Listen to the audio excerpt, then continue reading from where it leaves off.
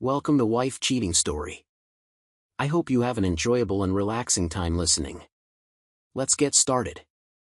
The door creaked open, and there they were, my fiancé, tangled with another man, moaning his name like I never existed.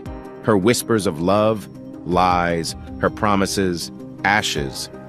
I stood in silence, capturing their sin on my phone, proof of her deceit. Revenge wasn't a choice, it was survival.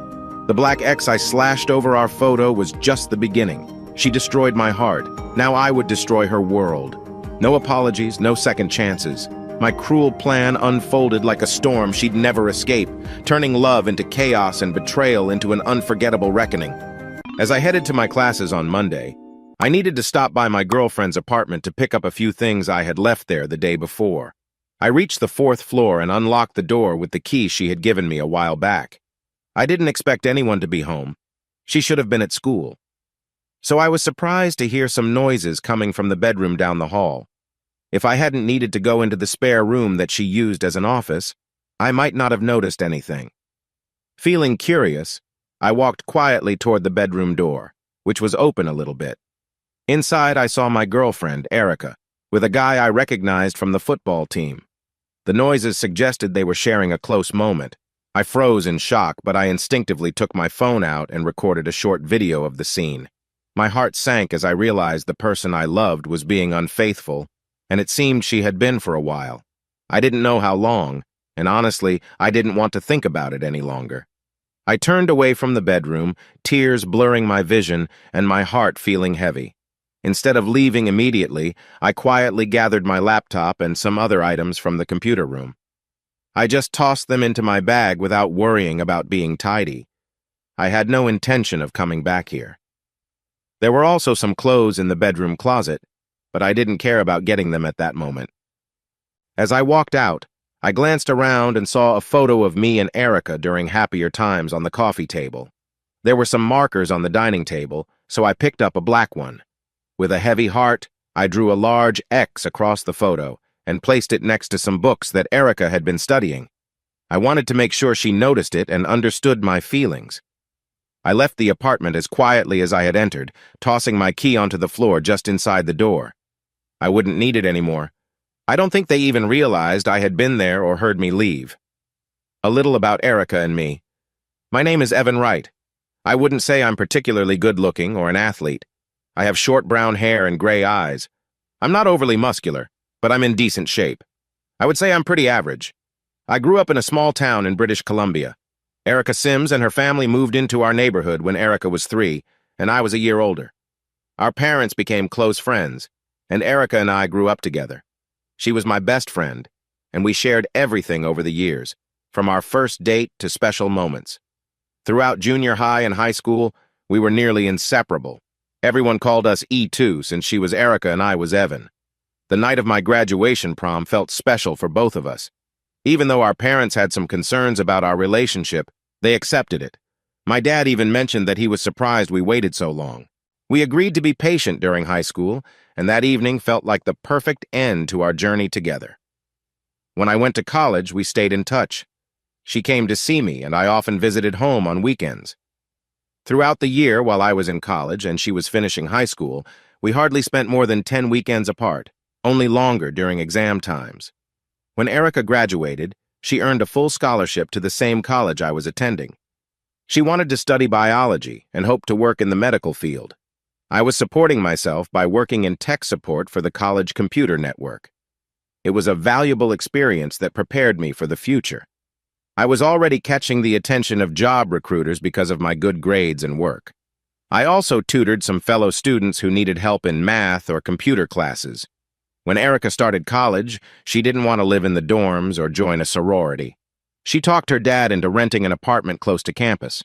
I chose to stay in the dorms because it was cheaper and I was paying for my education myself. My parents couldn't help with college costs, but my job and tutoring allowed me to manage as a student. I rarely saw my roommate, but we got along well. We weren't into partying, and Ed, my roommate, was one of the quietest and tidiest guys around. Our room could get a bit messy, but we weren't messy people. With Erica living nearby in her own apartment, it felt like we had everything we needed. We quickly set a routine to see each other 1 or 2 nights a week and enjoyed our weekends together.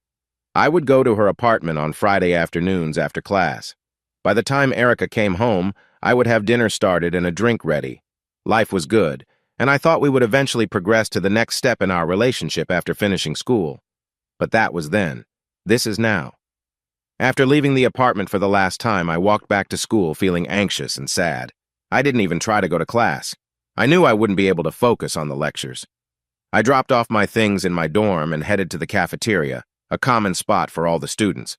I didn't want to be around anyone, so I got a large black coffee and found a quiet table in the corner to sit alone and think about the morning's events. Just as I settled in, my phone buzzed. It was Erica. I didn't answer and let it go to voicemail. Then, I set my phone to block any more calls from her. I'm not sure how long I sat there. Long enough for my coffee to go cold. I barely touched it. Slowly, I noticed someone sitting across from me. It was Frances Brown, a classmate. She was one of those people who blend into the background, very quiet and shy. We had probably talked less than 6 times in the 2 years we had been in the same program. She was known as one of the smartest in the class, but we had never really connected. I didn't remember her dating anyone. She seemed to be overlooked, present but not really seen. However, whenever we did speak, I felt comfortable with her. I realized she was talking to me. "Evan, are you okay? You missed the lectures this morning. Not that you missed much. Mr. Adams spent the whole time rambling. You look upset. Are you all right?" I took a moment to decide how to respond to her. "Hi, Fran? Yeah, it's just not a good day." I didn't say more. "Do you need someone to talk to?" "I'm a good listener." I'm not sure that, oh, Fran." I felt tears coming to my eyes.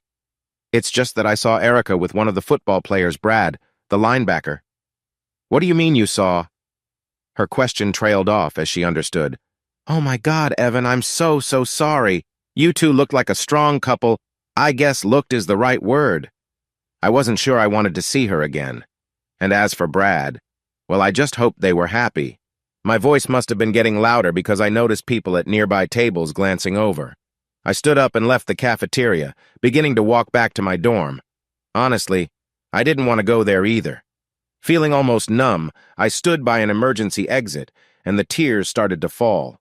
I don't know how long I stood there, tears running down my cheeks. I saw that Frances had come over, standing quietly next to me, just watching. "Go away, Fran. I'm not good company. You don't need to handle this." I wiped my tears and looked away. "Just leave me alone." She didn't move. Instead, she placed her hand gently on my arm. "Evan, you're hurting right now. You need someone to talk to listen. It might help, and I know you must be feeling a lot. I can't fully understand, but I can listen." I started walking, unsure of where to go, sensing that Frances was beside me. Almost without thinking, I began to share how we had grown up together, became close friends after high school, and how our friendship had deepened over the past year in college. Then I talked about what had happened that morning. After walking for a bit, we ended up in a neighborhood far from the college. "Evan, I have to ask, did you really see them?" I interrupted her. "Yeah, I saw them together."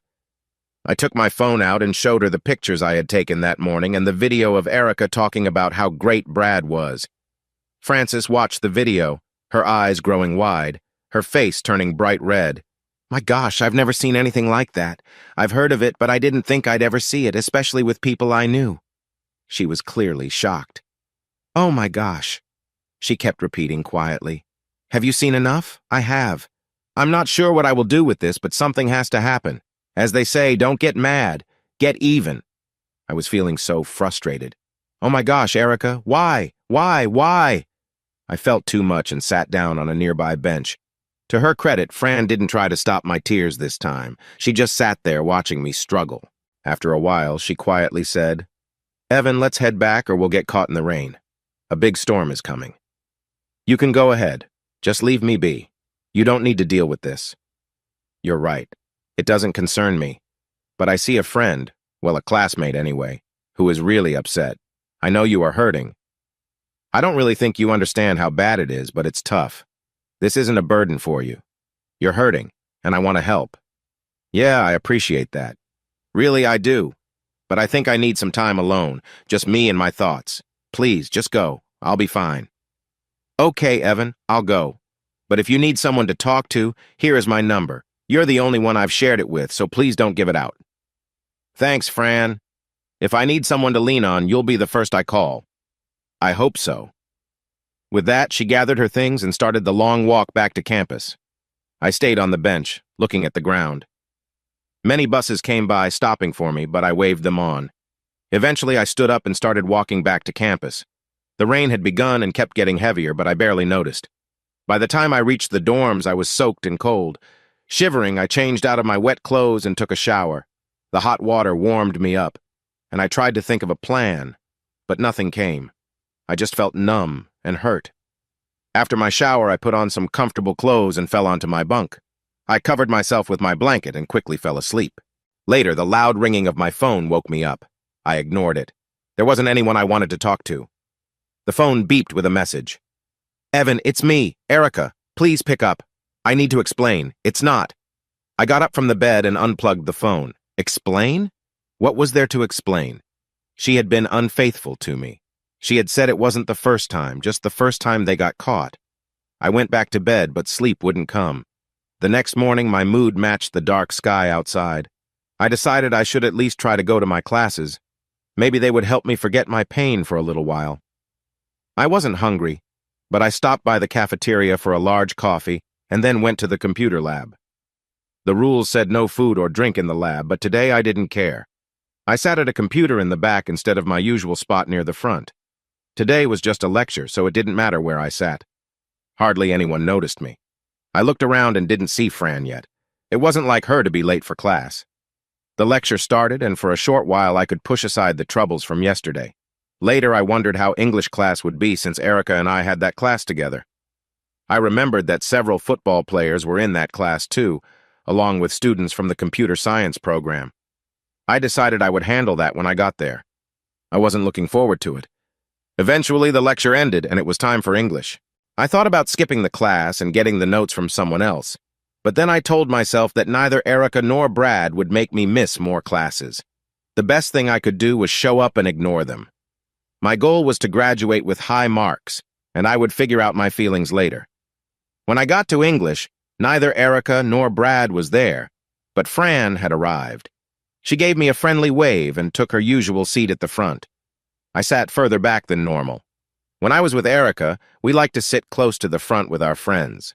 Not today, and probably not ever again. Classes were over for the day, and I walked back to my dorm to try to get my life back on track.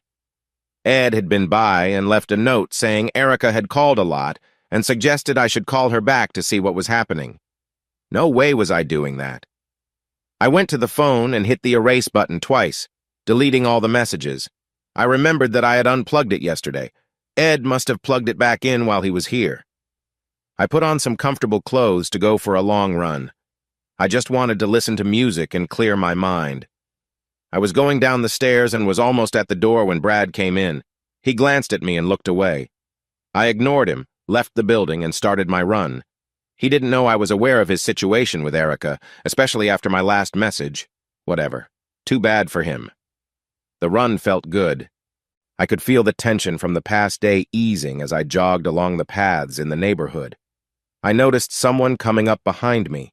I looked back and almost stumbled. It was Erica, the last person I wanted to see. I quickly crossed the street, avoiding the traffic. Luckily, I saw she couldn't follow me immediately, and I managed to get far away. I changed my route but kept running and didn't see Erica again. For the next few weeks, life continued, and I was slowly getting used to being on my own. I changed my English class so I wouldn't have to run into Erica.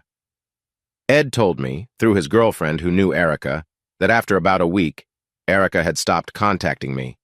He also told her when she arrived at the dorms that he didn't know where I was. I appreciated that and thanked him. I didn't aim to avoid Erica, but I honestly didn't see her in the following months. Fran was supportive, always there to listen. I appreciated her kind offer but didn't reach out because the hurt was still too fresh. It would take a long time before I felt ready to trust again.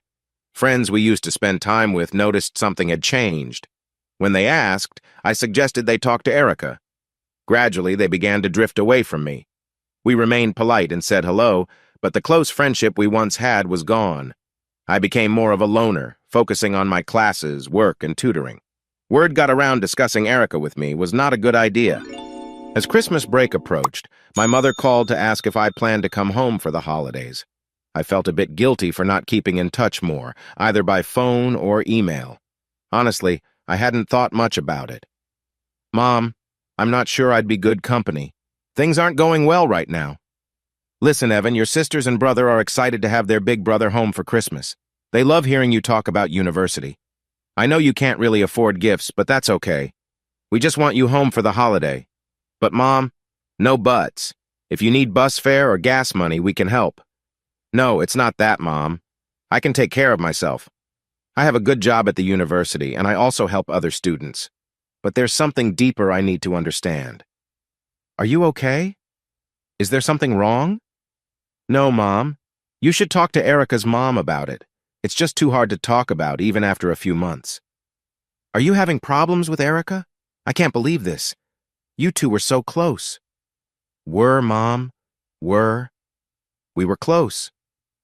A quiet moment passed, and then she said softly, "Oh, Evan, I'm so sorry. I didn't know. You must be feeling really hurt." Yeah, Mom.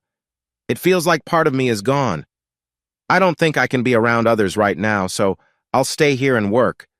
There's a Christmas dinner for those who can't go home, so I won't be alone.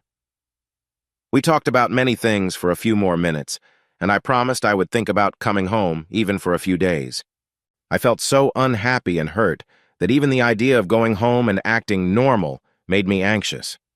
I had been thinking about an idea for a few weeks, and now I decided to go for it. I knew what I wanted to do. I pictured different things over the next few days as my plan took shape. The pain I felt would end. I didn't realize it then, but I was falling into a deep sadness. I felt something was very wrong, but I didn't know how to ask for help and felt alone. All the extra work I took on, the study sessions, and the tutoring only pushed the hurt away for a little while. Slowly, I sank deeper into my sadness, unable to see a way out. I heard that one of the students had brought something dangerous to campus. There were strict rules against it, but somehow he had managed to hide it. His room was just below mine, and it was set up similarly. I figured it wouldn't be hard to get inside. The locks were basic. During orientation, we joked that if you didn't want anything stolen, you should leave your door open, as a locked door often invited trouble. I believed I could find it if it was still there. First, I needed to say my goodbyes and write a letter. The letter would be difficult. My family would be hurt, and some friends would feel the effects. They would eventually be okay, but my own struggle would end, and that thought pushed me forward. Writing the letter turned out to be harder than I thought. My early drafts were just confused thoughts that didn't make much sense, even if they felt important at the moment. After many hours and revisions, I finally completed it. I hoped it was enough. Now the rest of my plan was starting. It was just over a week until Christmas. Almost everyone had left for the break, leaving just a few of us who weren't going home. To my surprise, my roommate was staying because his girlfriend lived nearby. He would spend most of the holidays with her and her family. He promised he would check on me now and then to see if I was okay. I didn't share my plans with him. Another unexpected thing was that Brad was also staying. I found out his grades were not very good. I had told him to find another tutor before, but didn't explain why. Since he could not find anyone, he was here, focused on studying during the holiday. The next day was very wintry. The wind blew fiercely through the trees and buildings. No one wanted to stay outside longer than they had to. Snow flew almost sideways, piling up deep against anything in its way. It was a truly miserable day, just like my mood. The dorms were empty. Everyone had rushed off to their destinations. I wouldn't be disturbed. I went down one floor and easily entered the dorm room where I knew something had been kept. At first I couldn't find it, but I kept searching and eventually did. I took my time and returned to my room. The Christmas songs playing on the stereo didn't lift my spirits. They made me feel worse. They sounded fake and insincere. Peace on earth? That didn't seem real to me. Even my favorite radio station was getting into the holiday spirit. I turned off the stereo and lay down on my bed. I must have dozed off because when I woke up, it was already afternoon. The storm outside seemed to be calming down. It didn't really matter to me. I took the letter I had written and opened it to reread. I wanted to make sure I expressed everything I felt, just the way I meant to. My letter. Dear friends and family, since you are reading this, you will know that I am no longer here. I know some of you will be very hurt and may wonder if there was something you could have done to change things. Please, don't blame yourselves. It won't change anything or help at all. Feel your sadness if you must, but please continue with your lives. To my family. This is the hardest part for me. Will you ever understand what led me to this? What caused me, someone who seemed normal, to take such a big step? Could you have done anything to help? I can't answer that, but I can share my feelings. When I found out what happened with Erica, I felt like my whole world had collapsed. I have tried very hard in the last few months to accept it and move forward. Sadly, my feelings of loss and hurt have only grown. I have not spoken to Erica since that day. There was nothing she could have said to ease my pain, and I still care about her, even though she hurt me deeply. I truly hate what happened and can't understand why it did. I am afraid that if I face her, I will say things I might regret. Will she feel guilty? Maybe, but right now, I don't care much. I hope she finds happiness. She deserves it. To my brother and sisters, I know this will hurt you and Mom and Dad. I wish I had been a better big brother. You deserve more than I could give, especially in recent months. Remember the good times we had together.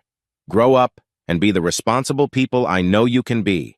Remember, I love you, and I will be watching over you. To my parents, I know this will shock you and hurt you. There is nothing I can say to make it better. You have helped me more than you know, and for that I will always be thankful. Right now, I feel trapped in a dark place with no way out. Each day gets heavier, and I can't handle it anymore. I just want the pain to stop. Please know this choice is not because of you. It's because I feel like a burden. I want to spare you from that. I love you deeply and always will. I carefully placed the letter on the table, addressed to the person who finds me. It was time. I lay on my bed feeling heavy but seeing no other way. Just as I got ready, the door opened. Ed came in, his cheerful Merry Christmas fading as he noticed how I looked. He quickly came over and gave me a tight hug, his voice shaking. What's going on? Talk to me. The weight of everything crashed down on me, and I broke down. He stayed close, speaking softly and calling for help. I heard voices outside, students who stayed for the holidays. Among them was Brad, standing in the doorway, looking worried but unsure of what to do. The room was filled with silence and confusion. I turned away, unable to face their questions, and focused on the small hope that maybe this wasn't the end. Ed stood there, looking at Brad in the hallway and then back to me, as if he couldn't understand what had happened. Sirens grew louder, then stopped, and we heard footsteps as first responders hurried upstairs. I saw one officer cautiously bending down to check on Brad. His partner quickly looked around the room, saw it was safe, and told Ed and me to lie down. Once we were on the floor, he made sure everything was okay. After a few minutes, with students sharing what they had seen, Ed was let go. I was told my rights and taken into custody. The officer walked me to the police car and placed me in the back seat, still secured. I didn't know if Brad was okay or not. My mind felt cloudy, as if I were watching everything happen from afar. I hadn't said much except to acknowledge my rights, and I planned to stay quiet until my trial, except for conversations with my lawyer. The police told me Brad was badly hurt. I don't remember fully understanding that at the time. I was taken to a holding area where they processed me and took my fingerprints. They removed almost all my belongings except for my socks and gave me coveralls to wear. I went along with it without saying anything and found myself alone in a cell. They asked if I wanted to say anything. I shook my head, no. Then they asked if I wanted a lawyer. I shrugged. It would have made things easier if they had acted more directly, but that wasn't their job. Later, I found out that they contacted my parents, who arranged for a lawyer to represent me, and the legal process began. The following day, I learned that Brad had died from his injuries. For some reason, I felt nothing, no shame, no relief. I was still numb. Against my lawyer's advice, I planned to plead guilty during my first court appearance. After our first meeting, we talked about my case, and he believed I could argue that my mental state had affected my actions. I insisted that I didn't want a long trial and that I had taken a life with no excuse. Without sharing every detail, the letter I had written and statements from several witnesses showed that I intended to take my own life and did not mean to hurt Brad. I received a 7-year sentence for manslaughter, spending the first year in a mental health facility because of my depression. Throughout this time, my parents supported me. When I was sentenced, my mother cried, as many mothers do, while my father sat quietly beside her, a deep sadness on his face. I had only spoken to them a couple of times. Most of what they knew came from the trial and their long talks with Mr. Purdy, my lawyer. I noticed that Erica's mother was sitting next to my mom, looking as hurt as I felt. I was led away, and my new life began. The mental facility opened my eyes, but also turned out to be helpful. Until that point, I thought of depression as something weak people had. Over the next year, I learned a lot about it. Looking back, I realized I fit the picture perfectly, and if I had recognized the signs earlier, there was help available. I just hadn't known. After a year in the hospital, I was moved to prison. In the mental hospital, because of my situation, I was closely watched and had limited freedom. I had to be escorted everywhere, though most of the time I wasn't physically restricted. They understood that I was not a danger and that I would follow their instructions. When I arrived at prison, the officer in charge surprisingly shook my hand and wished me good luck. My cellmate was a big guy. I was 5'10" and weighed about 180 pounds. He was at least 6'4" and weighed a lot more than me. Although I was feeling a bit better than before, I still didn't care much about my life, so sharing a cell didn't bother me. My cellmate had a computer, which I wouldn't get to use for at least 6 months. He only nodded when the guards brought me in and then ignored me. I quietly watched him struggle with the computer, and it looked like he was having a hard time. "What are you doing?" I asked. "What's it to you?" he replied. I thought I could help. "Yeah, right. What do you know?" "I see someone who doesn't know how to use it. If you want, I can teach you. I studied computers in college. I might not know much about prison life, but I know about computers." Maybe. That was the start of a friendship. Over the next few months, I helped him learn how the computer worked since I hadn't earned that privilege yet. I taught him about the parts of the computer and how they all work together. He was a good student and picked things up quickly, though he found programming tough. I told him that it needed a special way of thinking, but luckily, there was much more to computers than just that. With a good understanding of hardware and networking, he could find a job later. As time went on, we grew closer. At first, some gang members had noticed me and wanted to take advantage of the situation.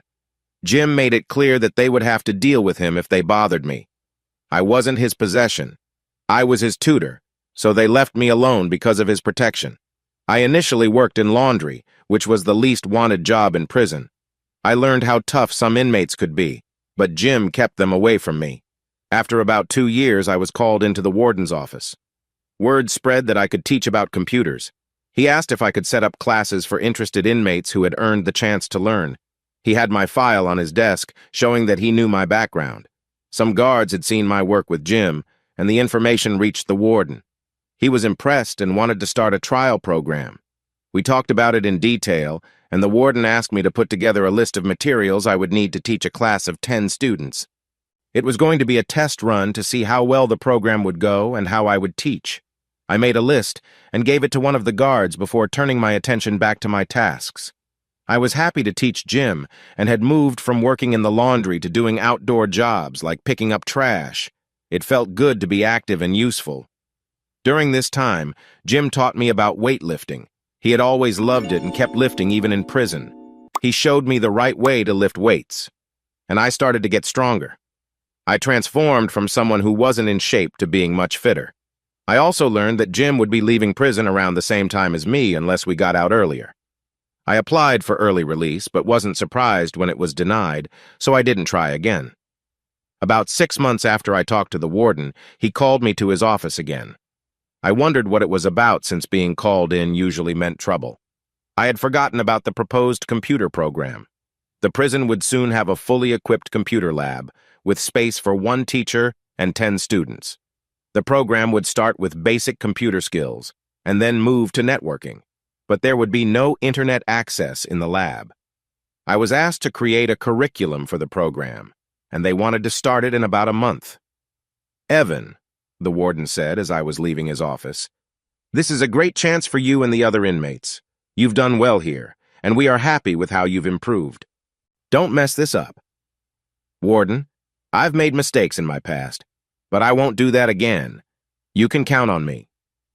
I went back to my cell to share the news with Jim, then began creating a course for people I didn't know, about a topic they likely didn't understand well. If I were outside, this opportunity would have been amazing. Given my situation, it was about as good as it could get. Finally, the day came. The computers and all the materials I needed were delivered. I spent a week setting up the lab and tried to get Jim assigned as my assistant, but they wanted to wait and see. Only the best-behaved inmates who were interested would be allowed to join. Classes would be 1 hour in the morning and 1 hour in the afternoon. I could assign homework, but it would only be reading. After hours, the lab would be locked up and no one could use it. After I got to prison, I started studying and working toward my degree through an online program. When I left, I had about 1.5 years until graduation. Here, I had at least 6 years to complete my studies, and I still had more than 3 years left when the new program started. For prison life, this was a pretty good situation. I was getting back on track with my studies and felt that I had something good to offer. I discovered that being on good behavior gave me more privileges. If I followed the rules and didn't cause trouble, life in here would be easier. I had made a serious mistake, and I would have to do my time, but it didn't have to be too hard. While I was in prison, my parents visited me every month. My mom seemed to be getting better each time, but I could tell my dad was not well. The only rule I had for our visits was that we would not talk about Erica or what happened. That part of my life was over, and soon I would leave and start fresh. My siblings always sent their love and small care packages with things like toothpaste and toiletries, which I shared with Jim and a few other friends I had made. About 4 years into my time, I was called to the warden's office. I guessed it wasn't about the computer classes since they were going well. This time was about family. My father had died from a heart attack. Because I had behaved well, I was given a 2-day pass to attend his funeral. A guard would accompany me, and we would leave the next morning. The warden expressed his sympathy and hoped this wouldn't disrupt my computer classes. I assured him it wouldn't because I knew my dad would want me to stay focused. At the funeral, the guard was fair and allowed me some extra time with my family. Since I wasn't considered a flight risk, I wasn't restricted with shackles or handcuffs. I had promised to behave, and that seemed to be enough. My mom told me that my dad had been getting worse since I was sent away, while she seemed to be doing better. She mentioned that caring for someone in need helped her cope, and that worrying about me wouldn't help anyone. I thought maybe she should have been a nurse instead. The funeral was, of course, a sad occasion. I was only allowed to speak with the minister and my close family. I realized how many friends my parents had when I saw the crowd at the cemetery. I knew people wanted to talk to me and offer their condolences, but the guard kept me separated from them. As the service started, I looked at all the familiar faces and wondered if I would see any of them again. In that moment, I felt that I probably wouldn't return here. I thought I saw Erica in the back of the crowd, but I couldn't be sure. Her parents had been good friends of our family for as long as I could remember. I was almost glad to be back in prison. I stayed true to my promise and didn't even think about escaping. The guard needed to report on how I was doing, and I guess it was a positive report. The computer classes changed a lot. The same students stayed, and those who joined seemed excited to learn. I started from the very basics, just as I had, working from installing parts like memory to fixing hardware problems. By the end, most students could solve hardware issues with little help from me. Teaching them about the operating system was trickier. We took it step by step, learning how Windows worked, its importance for the computer, and the main problems it could have. I barely covered the basics, but it was better than nothing. Anything more detailed was beyond what I could provide. Next, I planned to teach networking. While I had been teaching Jim in our cell, he finally got to join the classes after another inmate left. He took to networking very quickly. I decided to split the class in 2 so each group could set up a network. I convinced the warden to get me a used router since they were inexpensive, along with some networking cables, and started our lessons. We began with the cables, learning about different types and when to use each one. I taught it the way I had learned, building from the ground up. Then we moved on to protocols and their importance, followed by installation and troubleshooting. This took several months because we only had 2 hours each day. My students often gathered in common areas to chat about computers and networking, which amused the other inmates. They became known as the Geek Squad and took pride in that title. Most of the other inmates left us alone since our discussions might have seemed unusual to them. I was finally released from prison after serving 7 years. Jim had been released about 2 months earlier, and his new replacement wasn't very knowledgeable about computers or eager to learn. We decided to go our separate ways. With Jim gone, not much had changed for me. I received a call to the warden's office to hear about my release. Even though we hadn't become friends, we had built a mutual respect. I told him I could never repay him for the faith he had in me and for the chances he gave me while I was there. His reply nearly brought tears to my eyes. "Evan, I have seen hundreds of men come through here, and I can count on 2 hands the ones I think will succeed outside. You are one of the few. Your behavior here was commendable, and it was nice to see you grow into a responsible young man. I believe you have a bright future ahead of you. The best way to show your appreciation is to get out there and become the best version of yourself." I was a bit taken aback by what he said, but his next words truly shocked me. "You have completed 7 years, including a year in the hospital. You will be on parole for 3 years after you leave. Here are the rules for your parole. Read them carefully. Do you have a place to stay when you are released?" I don't. I wasn't expecting this. I guess I need to make some phone calls, if that's okay."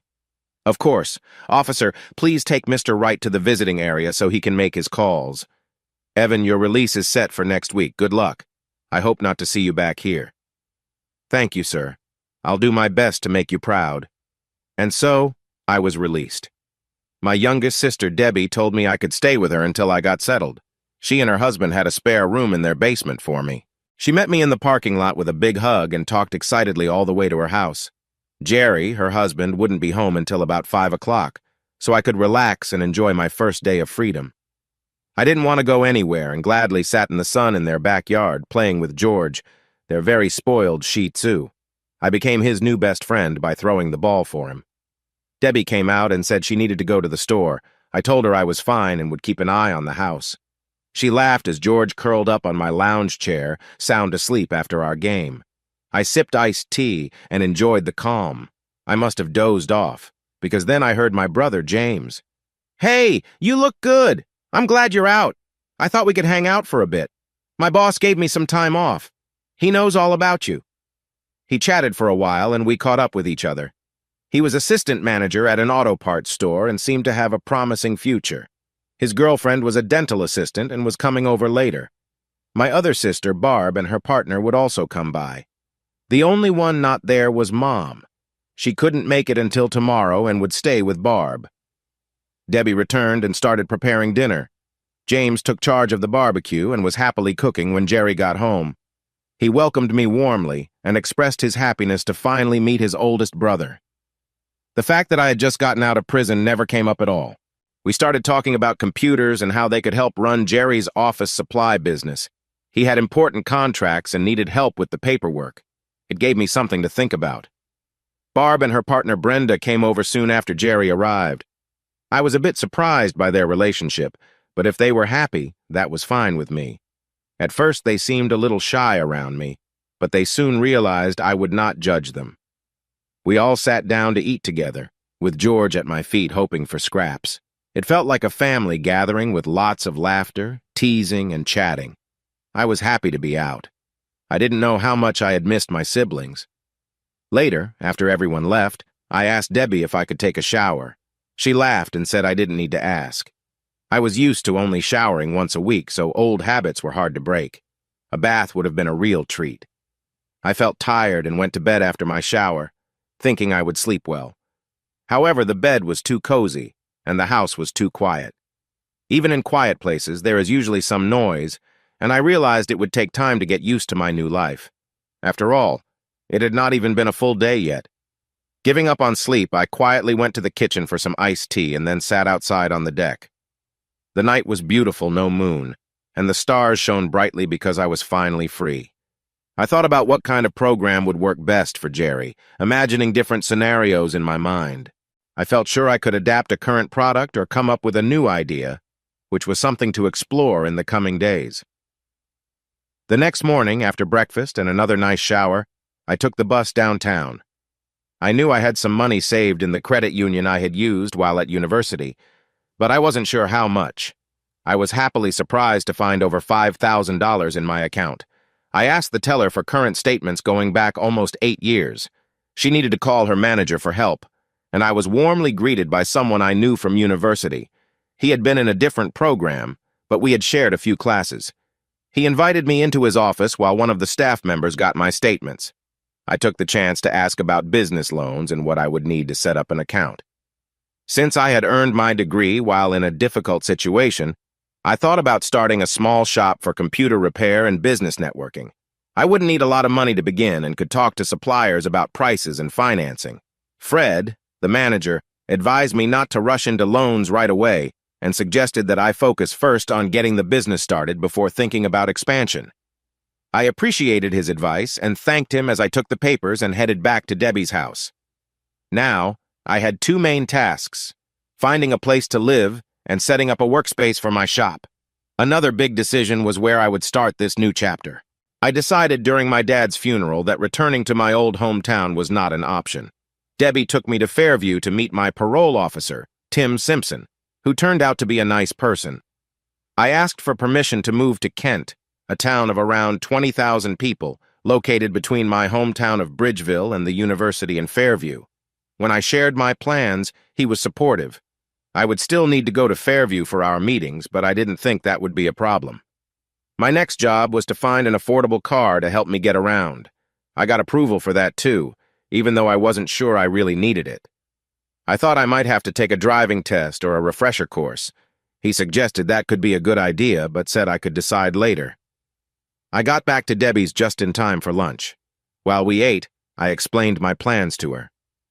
Even though it was only my second day of freedom, it felt like longer since things seemed to be going well for a change. We got into her Subaru and went car shopping. Since I was starting a shop, I needed a vehicle big enough to carry boxes and supplies, but also affordable. I ended up choosing an older Ford Ranger extended cab. It fit my budget and would do for now. Afterward, we drove to Kent to look at apartments and store spaces for rent. Finding an apartment was fairly easy. We found a 2-bedroom not too far from downtown. 1 bedroom would be my office. Finding a good and affordable store to rent was harder. There were several options, but their prices were high because of the location. We ended up speaking to a property manager who knew Debbie and Jerry. Luck was on my side again. An older woman had just closed her candy shop. The other half of the building was a coffee shop that served breakfast and lunch. It was open until 4 o'clock each day and closed on weekends. The part she wanted to rent was the perfect size.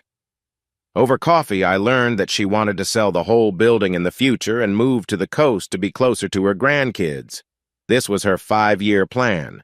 We agreed that I would get the first chance to buy the entire building if things worked out. I would take care of the utilities, but I would also get discounts on meals and coffee. A handshake completed the agreement, and we left the property manager to prepare the paperwork. Marie was very kind, and I felt we would become friends. Later, I would come to see her as a second mother. Things were going so well and changing so fast that I wondered if it was a strange dream. With my past, I kept expecting everything to go wrong. Debbie called our mom, who said she would be over for dinner. And yes, I could have my old bedroom set and a few other things from the house. She planned to sell the house anyway, so it would be less for her to deal with. I spent the rest of the afternoon relaxing and playing with George. Maybe, just maybe, my life was getting back on track. It was too soon to tell, but things were definitely looking up.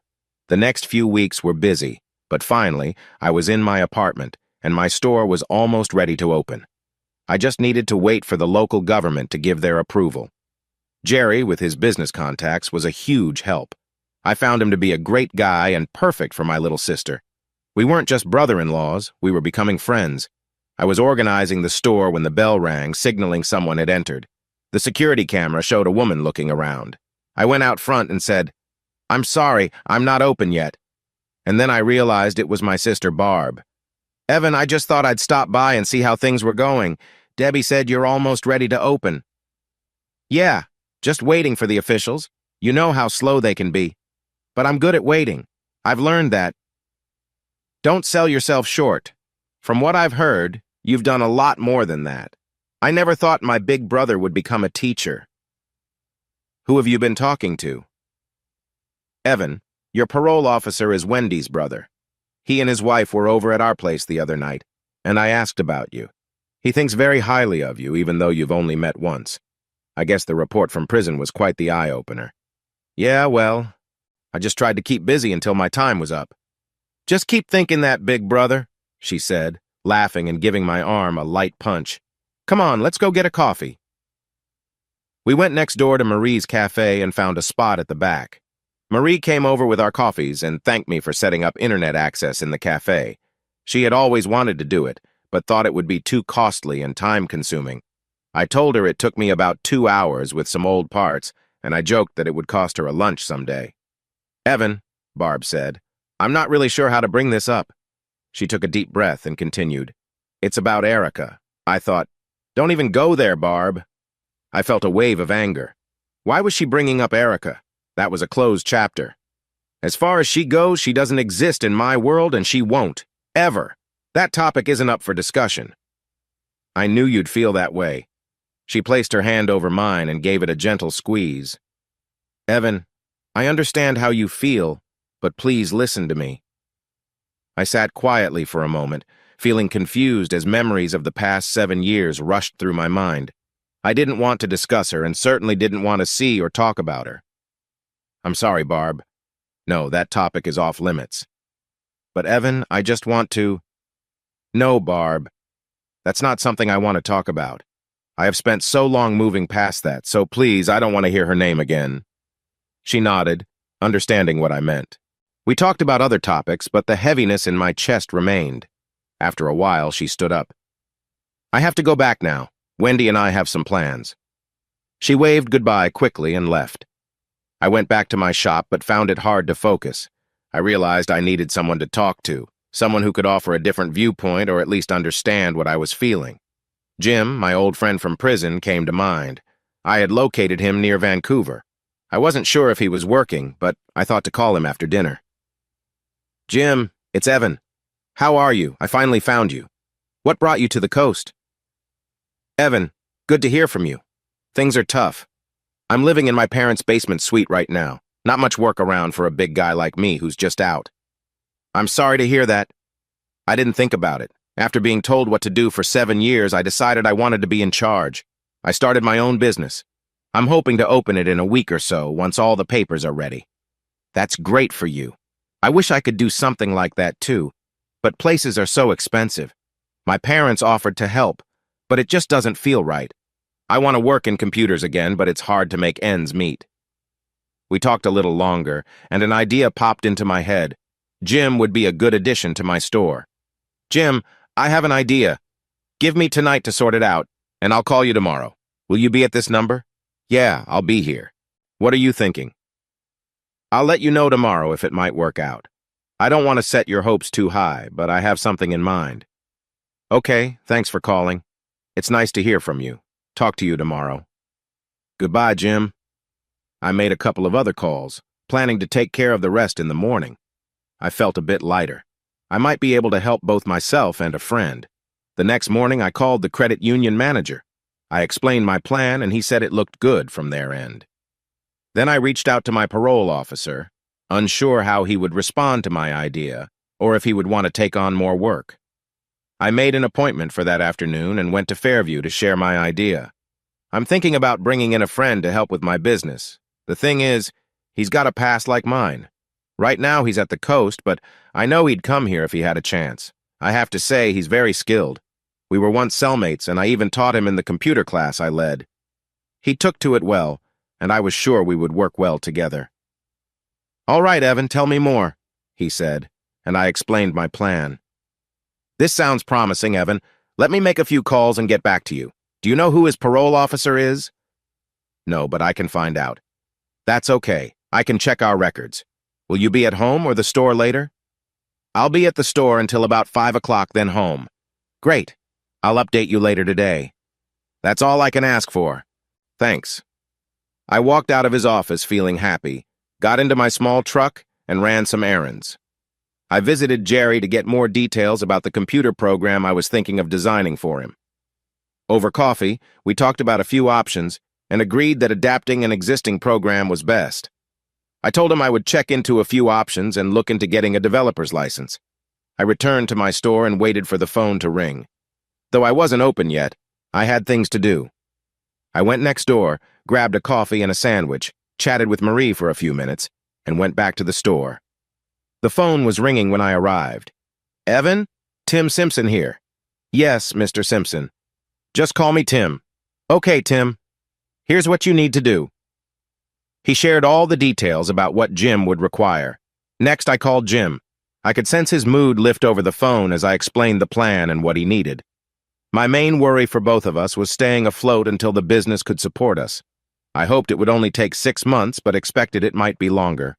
Luckily, Jerry had given me a retainer for his program, and I still had a good amount of my $5,000 left.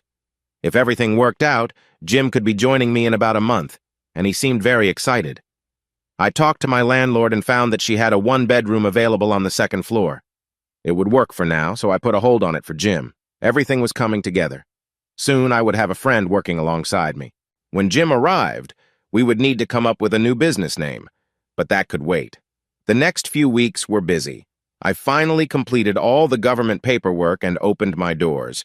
It wasn't a big launch, just a notice in the local paper saying that a new computer service center was open. I was busier than I expected at first. The good thing was that I was able to help all the customers who came in. I didn't think charging high rates was fair in this town, and it turned out I was right. People started to notice that I was good at my job and, more importantly, affordable. Just like planned, Jim arrived on the Greyhound bus. We had a wonderful reunion and enjoyed chatting late into the night. He would be staying with me until his apartment was ready in a few days. In the meantime, he needed to check in with the parole officer and get ready for his move. He would start working in the store the following Monday. I called Debbie and asked if I could bring a friend to the barbecue on Saturday. I told her I would bring the wine and potato salad. She said she would cook an extra steak. I smiled, wondering what she would think when she met Jim. I guess she was expecting a woman to join us. My little truck struggled on the way to Fairview. Jim was so big that he barely fit in the passenger seat. During our short trip, all he talked about was needing a bigger vehicle to drive. When we arrived at Debbie and Jerry's place, I saw that Barb and Wendy were already there. I noticed James pull in behind me without his girlfriend. We later found out he had caught her with someone else. I understood how he felt. Debbie welcomed Jim with a warm smile. The look on her face when I introduced Jim was unforgettable, but since he was a friend of her brother, she was okay with it. Barb and Wendy got up from the chaise lounges to greet Jim as well. Jerry came out of the house and joked, saying he needed more than one extra steak. Everyone laughed, and we settled easily into the barbecue. As time passed, Jim became a regular guest, often bringing his date along. On Monday, Jim walked with me to the store. I introduced him to Marie, and she greeted him happily. She told him that he would also get the same discount I had. We opened the store and got busy. I had several repair jobs that came in late on Friday and promised to have them finished that day. As I thought, Jim was great with the customers. If you didn't know him well, you wouldn't guess he had faced hard times. I could say the same about myself. We had both served our time, and those experiences were now behind us. Over the next few months, we became really busy. Our store gained a good reputation for quality service and fair prices. People were talking about us, which worked as excellent advertising. Jim turned out to be better at handling the front counter than I was, so he took care of most of the customer interactions while I focused on getting bigger contracts. We both worked on repairs in the back. It got so busy that after some discussion, we decided it was time to hire more help. We decided to hire someone to help at the front counter and find another person for the back, ideally a student studying computer science. The choices were not easy. We received many applications for both jobs. The first student we hired for the repair shop turned out to be our landlord's nephew. Marie hadn't spoken to us about him, but told him to apply. Kevin ended up being a good fit for us. Marie was pleased because she hadn't mentioned him to us before, so it felt like a pleasant surprise. We went through 5 different candidates for the front counter position. Trust was important to us, and we needed someone eager to learn. Finally, we hired a young woman who was around 25. She had both Jamaican and white heritage, and I thought she was really nice looking. She had lost several jobs during company cuts, which was just unfortunate for her. However, we were growing and hoped to continue that way for a long time. Her husband had sadly died while serving, leaving her to raise 2 kids on her small survivor's pension and what she could earn from odd jobs. We were glad to bring her on board. We found Sonia to be a kind person, a hard worker, and great with customers. Jim and I were happy to see that if she didn't know something, she would ask for help. Others had tried to manage without asking, which only ended up hurting themselves and the business. I felt good that the business was doing well, but I still sensed that something was missing. Erica shares her story. My name is Erica Sims. This is the story of how I changed my life. I'm not a stunning model or anything, just an average girl you might meet next door. Like Evan, I'm pretty ordinary, which isn't a bad thing.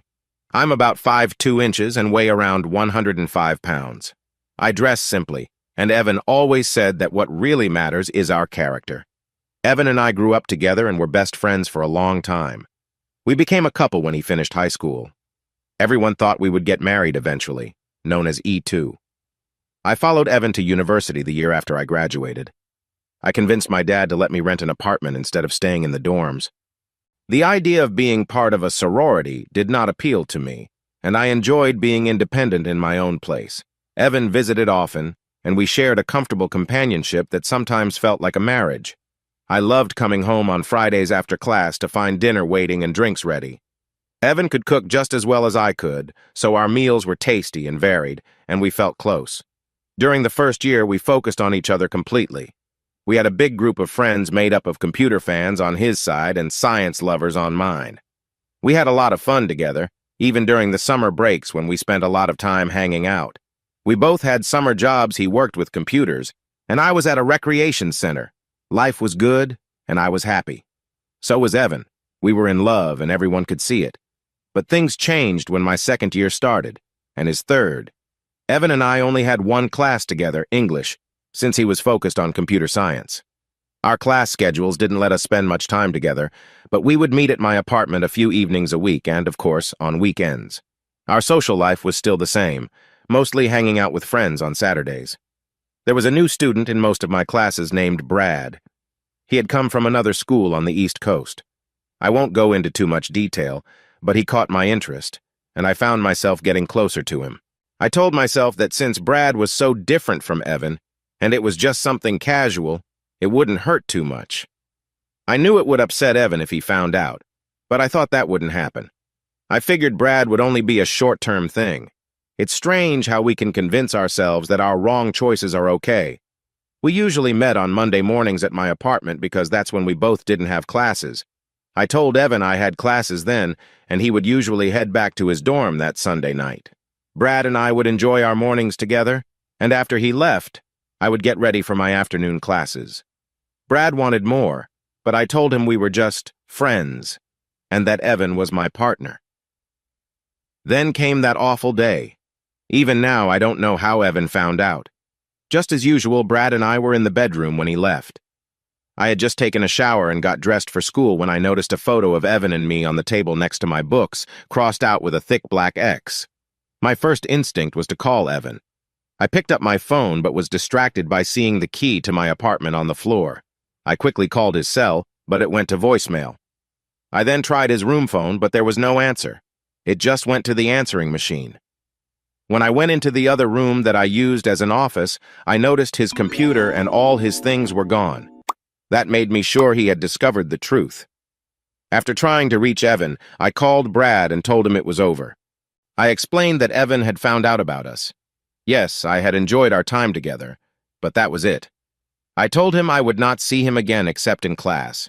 He was somewhat selfish, thinking that since Evan and I were done, we could start a real relationship. I hung up on him and kept trying to reach Evan. I managed to leave about 10 messages on his answering machine, repeating the same thing. He never called me back. I didn't go to class that afternoon or the next day. I knew that Evan sometimes went for a run in the afternoons, and I was familiar with his usual path. I left my apartment just after 3 o'clock and jogged to the area where I knew Evan ran. My heart raced when I spotted him about 300 meters ahead of me. I picked up my pace, hoping to reach him. He glanced back, stumbled slightly, then quickly crossed the street, avoiding the cars. I couldn't keep up, and by the time I got across, he had vanished. Feeling defeated, I walked slowly back to my apartment. I noticed another student, Frances Brown, coming towards me. I had seen her in my English class and thought she might be in Evan's program, but I wasn't sure. As she reached me, she said, "Erica?" "Yes?" Then she slapped me across the face, followed by a hit from her other hand. "What were you thinking? Evan is a good person and you hurt him. Do you even understand how upset he is?" I usually don't believe in violence, but right now I want to say more. I didn't. What? Did you even think? You're making me sick. When people find out, you might not have any friends left, and you deserve it. Frances, do you know? Don't talk to me. You don't deserve Evan, and he certainly doesn't deserve someone like you, Frances shouted before storming off. I had no idea how she found out or what she knew, but it seemed to be enough. I slowly walked back to my apartment, determined to talk to Evan and explain myself. Even if we didn't end up together, I didn't want him to hate me. I spent the rest of the week and some of the next trying to reach him. He didn't answer my calls, and Ed, his roommate, refused to say whether he was home. I even visited the computer labs and the place where he worked, but had no luck. He had pushed me out of his life. I thought I would see him in our shared English class, but learned that he had changed his schedule and we would no longer have classes together. I also noticed that the friends we used to hang out with were polite but not friendly like before. Frances's words echoed in my mind, and I realized they were coming true. My world was falling apart. The semester felt lonely. Classmates only spoke to me when we needed to work together. I asked Jill, someone I knew only a little, if this was about Evan. She said, "Erica, you really messed up. People have a lot of respect for Evan here. He helps many students with their studies." I nodded. "Well, almost everyone in our class has needed his help or knows someone who has. Even your friend Brad had been getting help from him. He never charged those who couldn't really afford it.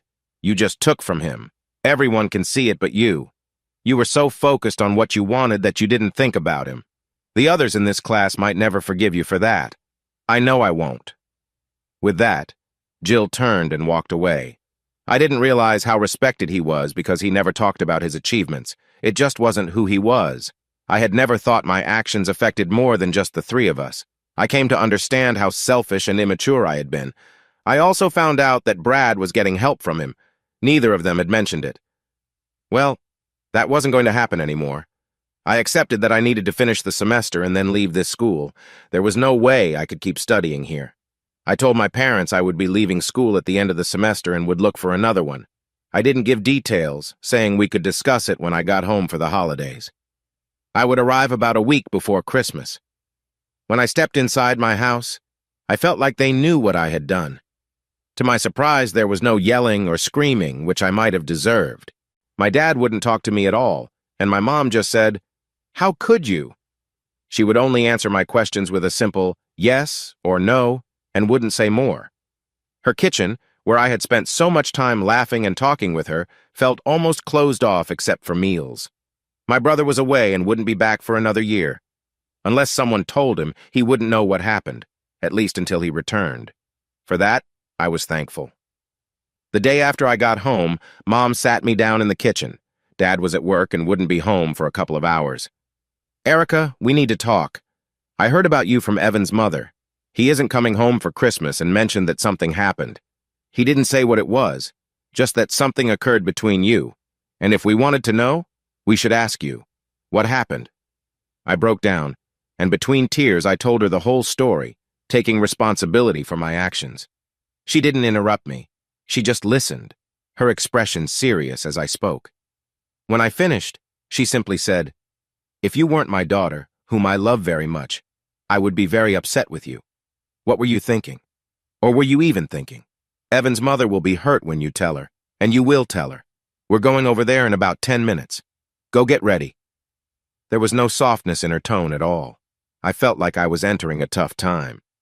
We didn't know what was happening back at the university at almost the exact same time. I wish I had been, though I don't know what I would have done. We went over to the Wright's house and found his sisters and mother there. His brother was out with his new girlfriend. It was a difficult situation. I shared what I had done and how it was affecting both our families. After I spoke, Mom hugged the three women and we went home. We were all feeling emotional, but I felt overlooked. The two girls I had grown up with looked at me with clear disappointment. A few days later, my dad talked to me for the first time since I got back from college. "Erica, if you weren't my daughter, I would be very worried. But you are, and your mother and I love you. We don't like what has happened and how it has affected our families, but we will support you within reason. Here's what will happen in the new year," he said, explaining his plans. I would be finishing my classes at BCIT near Vancouver. Dad would help with my school costs, but I needed to find a job to pay for my other expenses. I wouldn't have my car and would be staying with my aunt not far from campus. My focus had to be on work and study, and I needed to step away from my social life. I had 2.5 years of classes left, but if I studied year-round, I could finish in a year and a half. I had to keep my grades up, or their support would stop. There wasn't a discussion. Dad had made the plans, and if I disagreed, I would be on my own. On New Year's Day, I took a Greyhound bus to Vancouver. My Aunt Maddie would meet me at the station and take me to her home in Burnaby. I would have 2 days to settle in and find a job. And so it began. I got a job in a local restaurant. I dedicated myself to studying and working. Sundays were my days off, and I usually went to church with my aunt, then read or watched TV. She sometimes took me to the park or an art gallery, encouraging me to enjoy life outside the house. I wasn't sure if she knew what had happened with Evan, so one evening I asked her. To my surprise, she was aware and had even talked to Evan's mother. No, he didn't feel angry towards me, but he wasn't interested in speaking either. I found out about Evan's serious challenges later after I graduated. My aunt assured me she wouldn't judge me. She understood I was taking responsibility for everything. Part of her understanding came from her own past experiences. When she was younger, she'd made a similar choice that caused trouble for her family. Months later, she realized her decision hadn't been wise. The person she was involved with wasn't looking for a real connection. He wanted someone to meet his needs. Maddie moved out and had been mostly independent since then. Yes, she had dated since, but she always compared them to her first love and found them lacking. He had moved on, and a few years after Maddie left him, he married a lovely girl. They have 4 kids, and Maddie visits the family often. The kids see her as an aunt, even though they are not related. She sometimes wonders what could have been, but understands that those days are over. And no, she wouldn't tell me who the new person in his life is. I graduated 18 months after I started at BCIT, just as my dad said I would. Because of my good grades, the class wanted me to be the valedictorian. I turned it down. They were classmates, but not friends, since I had no social life and had never joined in any class activities. My parents, Brother Rob and Aunt Maddie, were there for my graduation. Afterwards, we went to a nice restaurant to celebrate. For the first time in 2 years, I felt a sense of satisfaction for achieving something. I returned to my hometown and got a job at a medical lab in Fairview. Soon, I found an apartment close to work, which made things easier. The lab was busy because it served several clinics in Fairview, Kent, and Bridgeville. It was there that I met Evan's sister, Barb.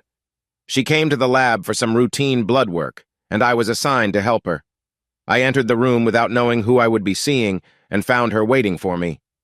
I took a deep breath, closed the door, and sat down at the desk. "Hello, Barb. How can I help you?" I asked. "Do you have your paperwork?" "Erica, what are you doing here? I didn't know you were back in town." "Let's just say I don't go out much. I started working here a couple of months ago. How is Evan?" "How is Ev? You don't know, do you?" "Don't know what? Is he all right? Did he finally move on?" I asked. "He's in prison." I couldn't believe what I heard and felt faint. The next thing I knew, I was waking up in the hospital with my worried mother by my side. "Mom, where am I? What happened?" "Calm down, Erica. I'll call the nurse. You passed out at work, and your boss had an ambulance take you here. Since I'm your next of kin, they called me. Then it hit me. Barb, Evan in prison. I hadn't known. Mom, did you know about Evan being in prison? Yes, I attended most of his trial with his parents. It was really hard for them. Can you tell me what happened? I can only share what I learned in court. I visit Syl, Evan's mother, often, but we never talk about it. She believes that Evan's situation affected his dad's health, and I think she may be right. But she doesn't blame you, and neither does Evan. It was a terrible mistake. Mom then explained what had occurred in the dorm room and how Brad got hurt. I listened closely until she finished, and then I broke down. The doctor came in, saw that I was feeling upset, and gave me a medicine that helped me calm down quickly. I ended up sleeping for almost 20 hours. I left the hospital 2 days later and stayed with my parents for a week because my mother insisted. I felt completely numb from the shock of everything I had learned. On Sunday, I returned to my apartment and went back to work on Monday morning. It was hard to believe what I had heard. Had Evan really been involved in something serious? There had to be more to the story. Maybe I could find out from Barb. We had been open for a year. Jim and Sonia worked mostly at the front of the store while I handled our accounts and did all the paperwork. I had Kevin and another young man doing repairs in the workshop at the back. One afternoon, while I was in my office working, Sonia knocked and came in, closing the door behind her. I had made it clear before that I didn't mix dating with work. Evan, can we talk? It's about Jim. Jim, what's going on? I felt worried. Both Jim and I were still on parole and we couldn't afford any trouble. So far, everything had gone well. Nothing, that's the problem. Can you explain? Evan, I really like Jim and would like to have a relationship with him. Sonia, I'm not sure I'm the right person to help with this. Why not just tell him yourself? Oh, we chat and joke around, but he treats me more like a younger sister or a co-worker. I find it hard to talk to him because of my background. I'm a bit old-fashioned. But if he were to ask, so you want me to talk to Jim for you? Well, sort of. Just let him know that I would probably say yes if he asked. I know you don't date employees. Does that include Jim? No, that's just my personal choice. I'll talk to him, but if he asks, we never had this discussion. Thank you so much, Evan. I really appreciate it. After that, she left my office with a big smile. Now, how would I approach Jim? I would have to wait since he was on a job in Fairview and wouldn't be back until after the store closed. Later that evening, I was relaxing in front of the television with an iced tea when Jim knocked on my door and came into my apartment. Just getting in? I asked. No, I stopped for dinner on the way. No point in trying to eat my own cooking, he laughed. It was well known that his idea of gourmet food was a couple of loaded cheeseburgers. I wanted to ask you something, but I didn't want to do it at the store. It sounds serious. Are you in trouble? Want something to drink? No, nothing like that. Yes, iced tea sounds good since you probably don't have soda. It's just that you have this policy about dating employees. I got up to grab his iced tea. As he took a big drink, I said, Jim, that rule is just for me. What you guys do is your choice as long as it doesn't hurt the business. So, are you thinking of asking Sonia out? How did you know? Just a guess since she's the only woman here, I laughed. So, what's stopping you? Go and ask her. Well, I thought that rule. Come on, Jim. You know that rule is just for me. Anyway, go ahead and ask her. Just be gentle with her. She's been through a lot. Does she know about our history? Yeah, she knows your sister and found out from her. Which sister? You know how they talk? I'm not saying. So you're okay with this? With Sonia? Of course, I wouldn't stand in the way of that. He finished his drink and headed for the door. You know, Evan, you're the one holding yourself back. Will you ever move on? Move on from Erica? I winced as his words struck a chord. I don't know, man. I don't even know if she's all right or where she is. Well, I know some things. If you want to know, just ask. With that, he went out the door before I could respond. What is going on? Why does everyone seem to know more about my life than I do? I decided to call Debbie since she had met Jim first, and he often came to the Saturday barbecue at her place. Hi, sis. What's up? Evan, Jerry was just mentioning you. It seems you might need to come over to help him with his program again. Sales have picked up since you set it up and he just got home.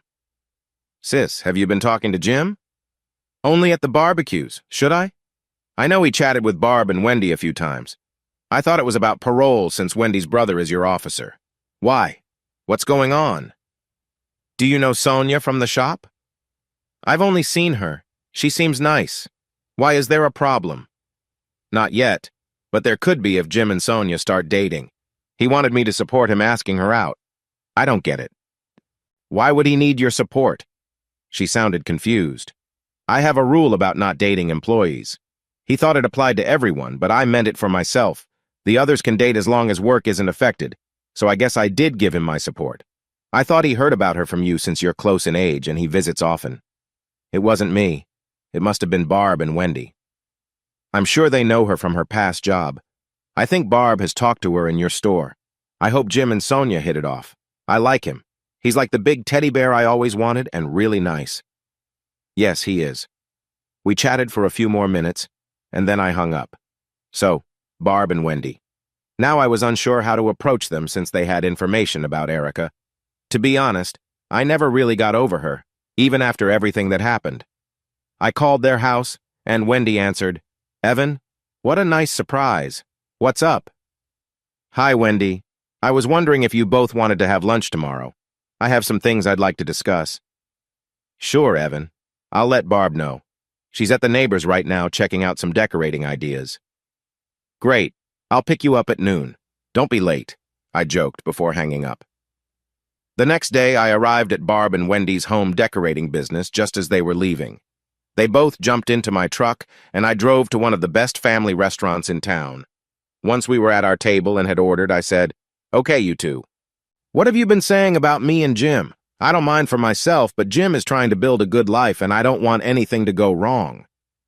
Barb looked at Wendy, who looked back at Barb. Wendy spoke up. All right, you got us.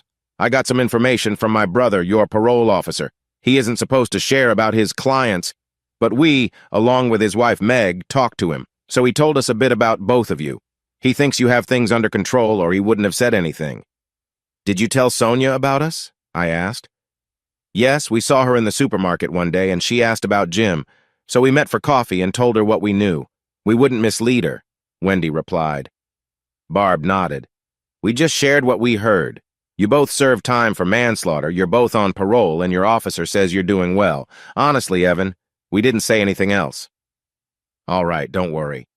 Just yesterday, Sonia came to me asking about dating Jim, and then last night he stopped by my apartment to ask about dating Sonia. I told them it's not my business who they date as long as it doesn't affect work.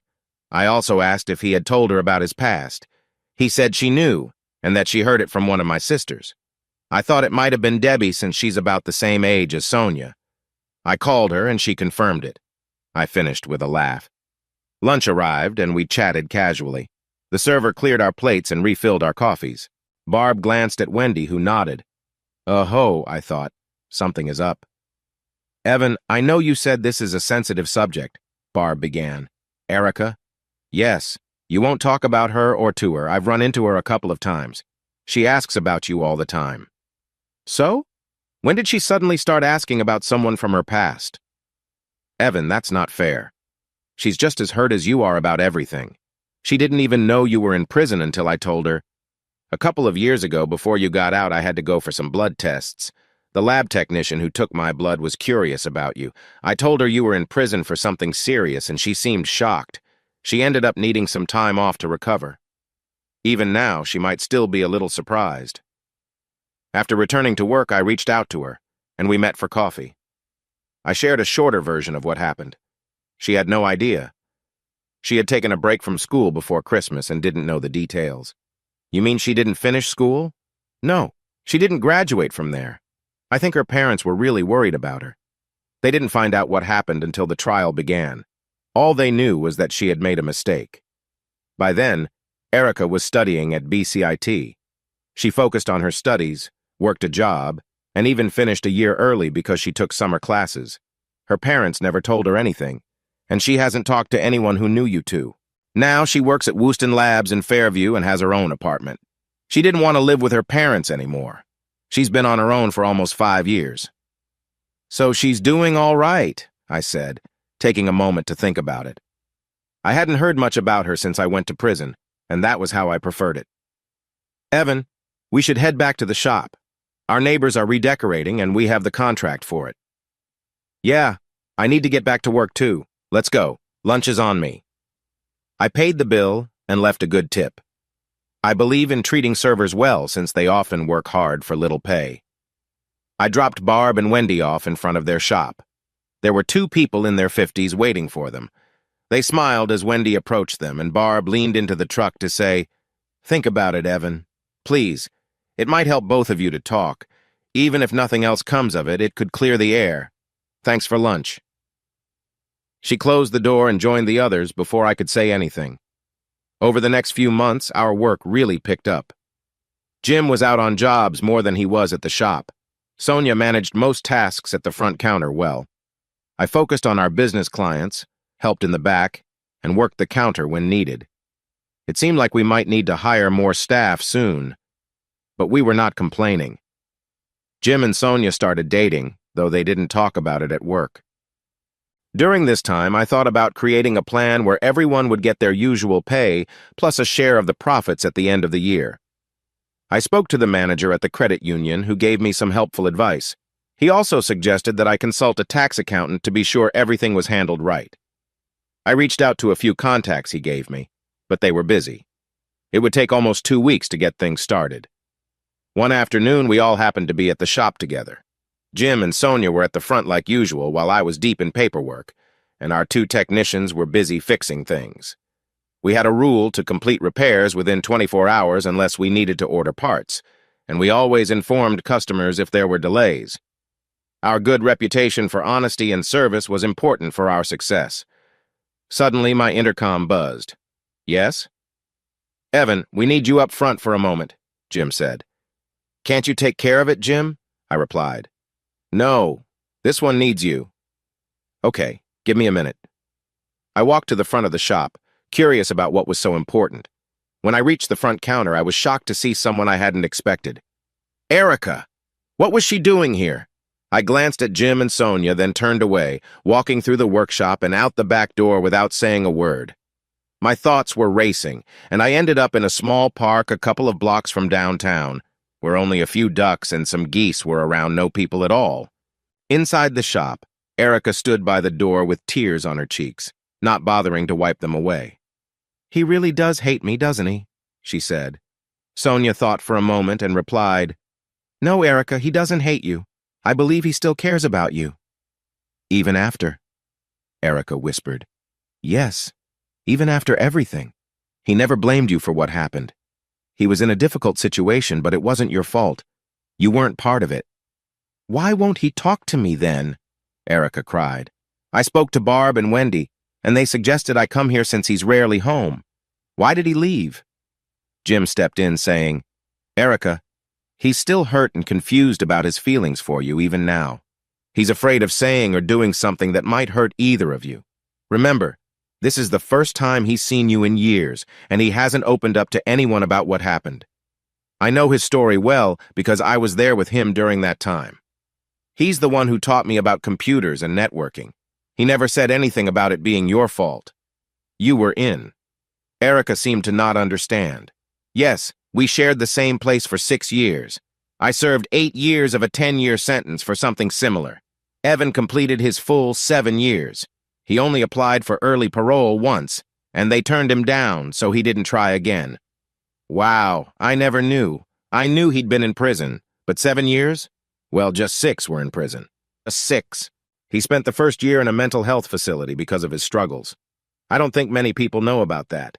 Even now, he still faces challenges every day. I know he goes for counseling about once a month. Is there a place I can sit down?" "I don't know if I can take this," cried Erica. Sonia guided her to the simple break room they all shared. If the other workers thought it was strange, they didn't show it. They probably didn't even notice.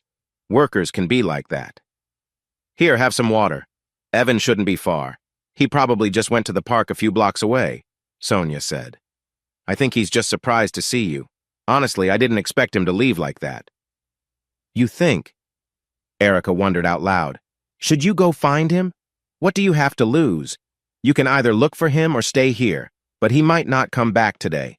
Look, I don't know you, but I know you and Evan have a past. He's a good guy.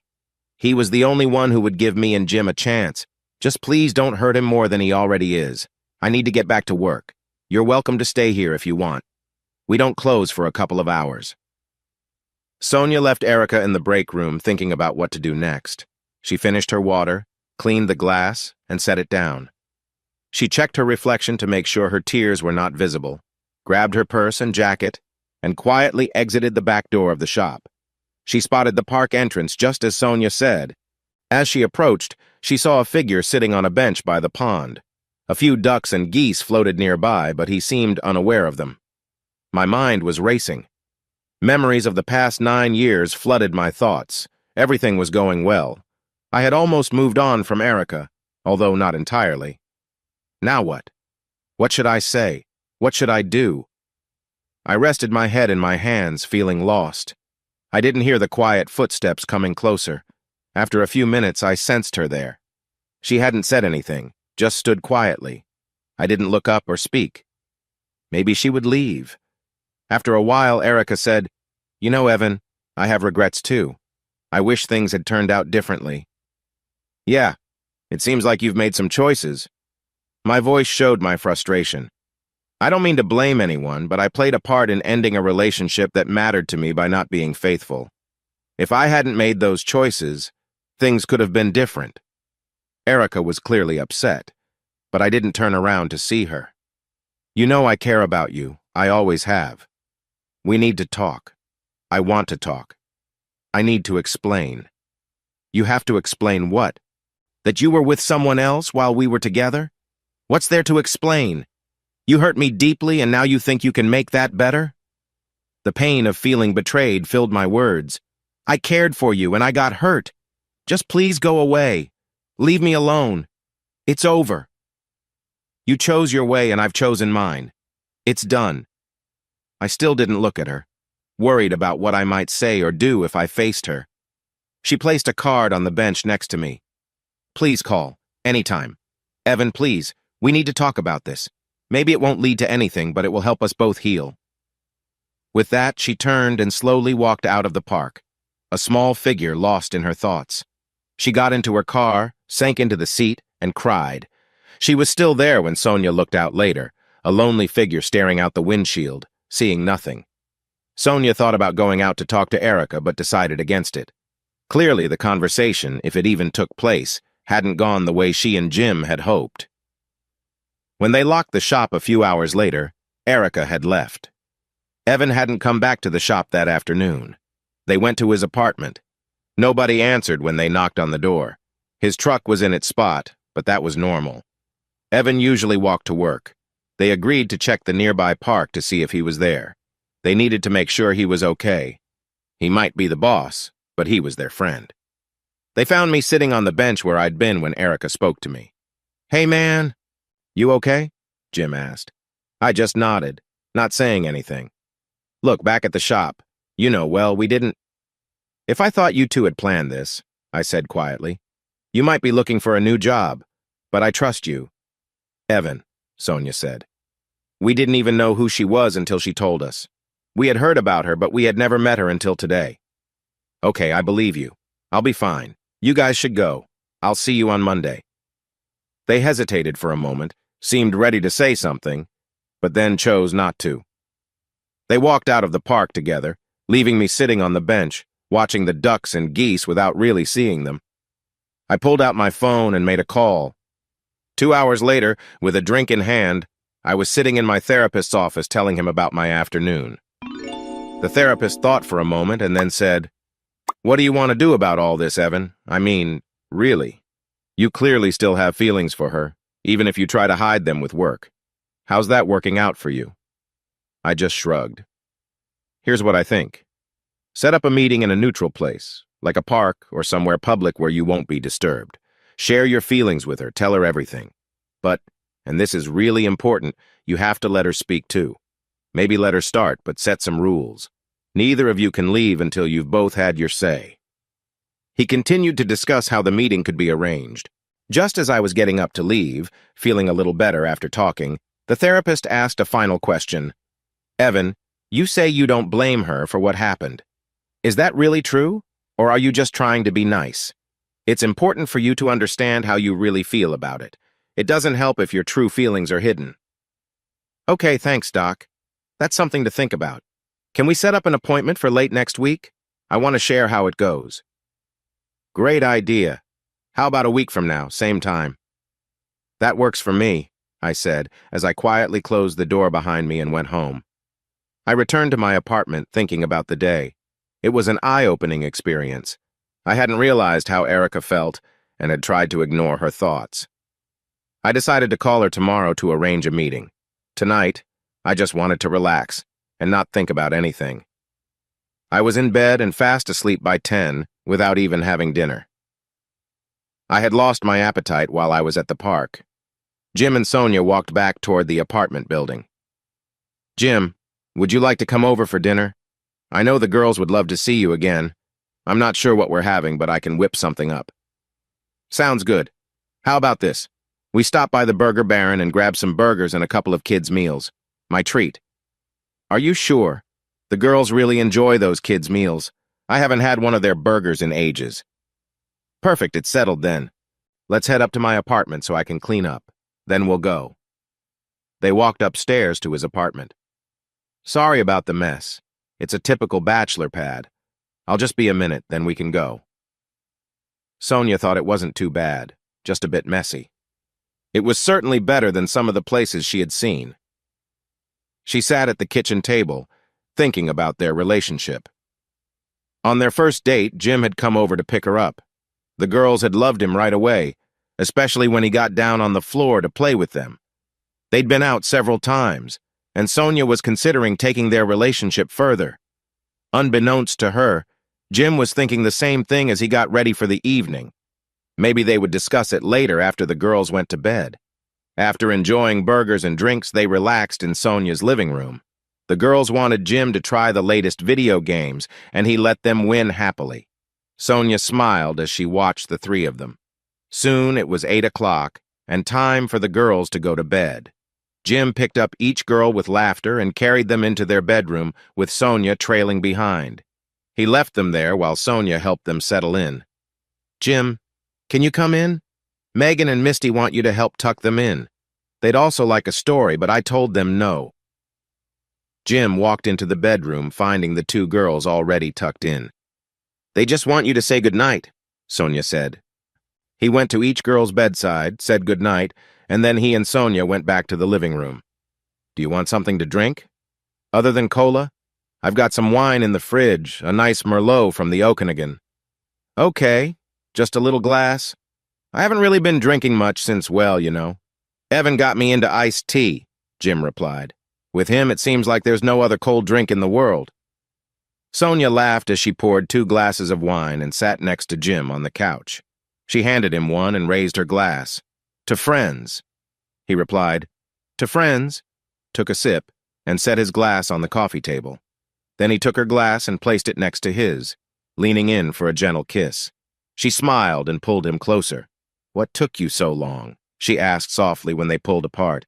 I didn't want to scare you off. We were friends, and I wanted to keep it that way, Jim said. But I've wanted to do that for a long time. Me too, she said, leaning in for another kiss. They enjoyed a sweet closeness until she pulled away, stood up, and took his hand. Please, be gentle.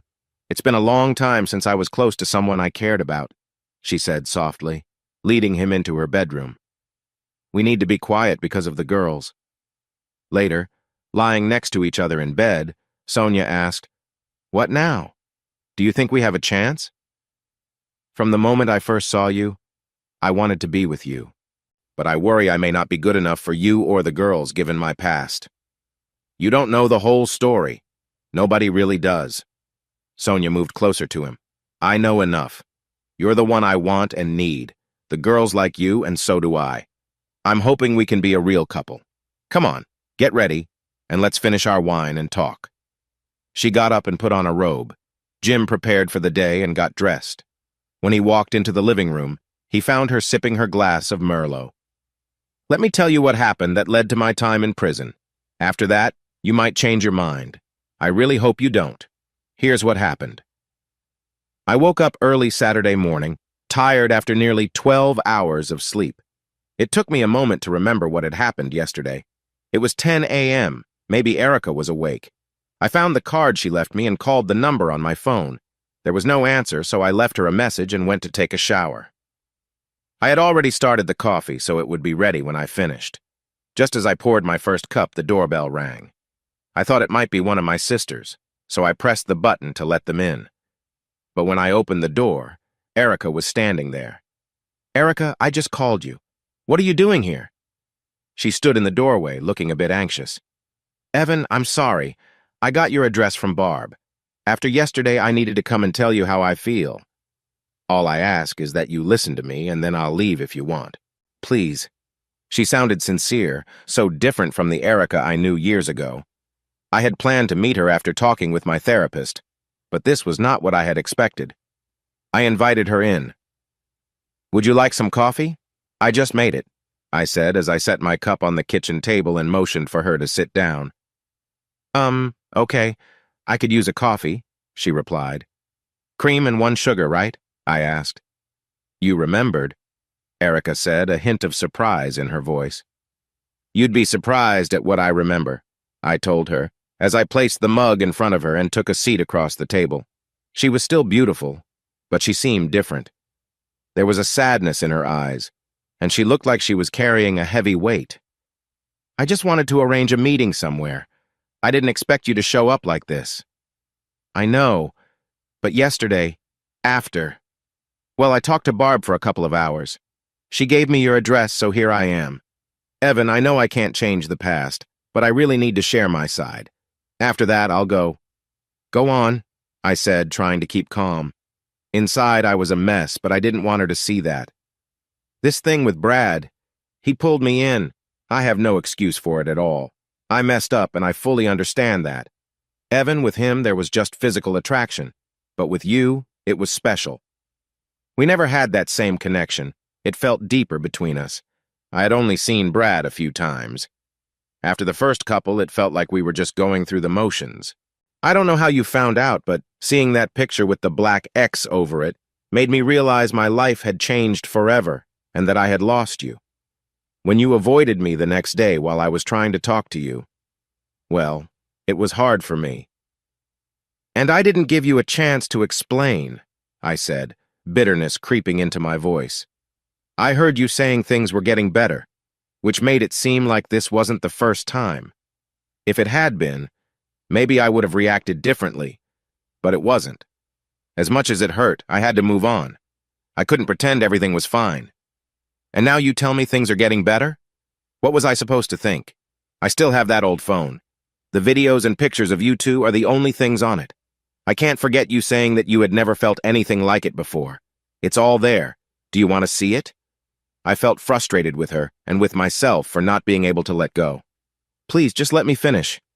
After everything happened, all our friends turned against me. Francis Brown really let me have it, and I deserved it. I became a recluse, finished the semester, and then left the college. I didn't know anything else until I met Barb in the lab. My dad sent me to BCIT to finish my certification, and I stayed with my aunt during that time. We talked about what I had done. She already knew. She'd talked to my mom and your mom. She never mentioned that you were having a hard time. No one did until Barb in the lab. We met for coffee a couple of times, and she told me everything.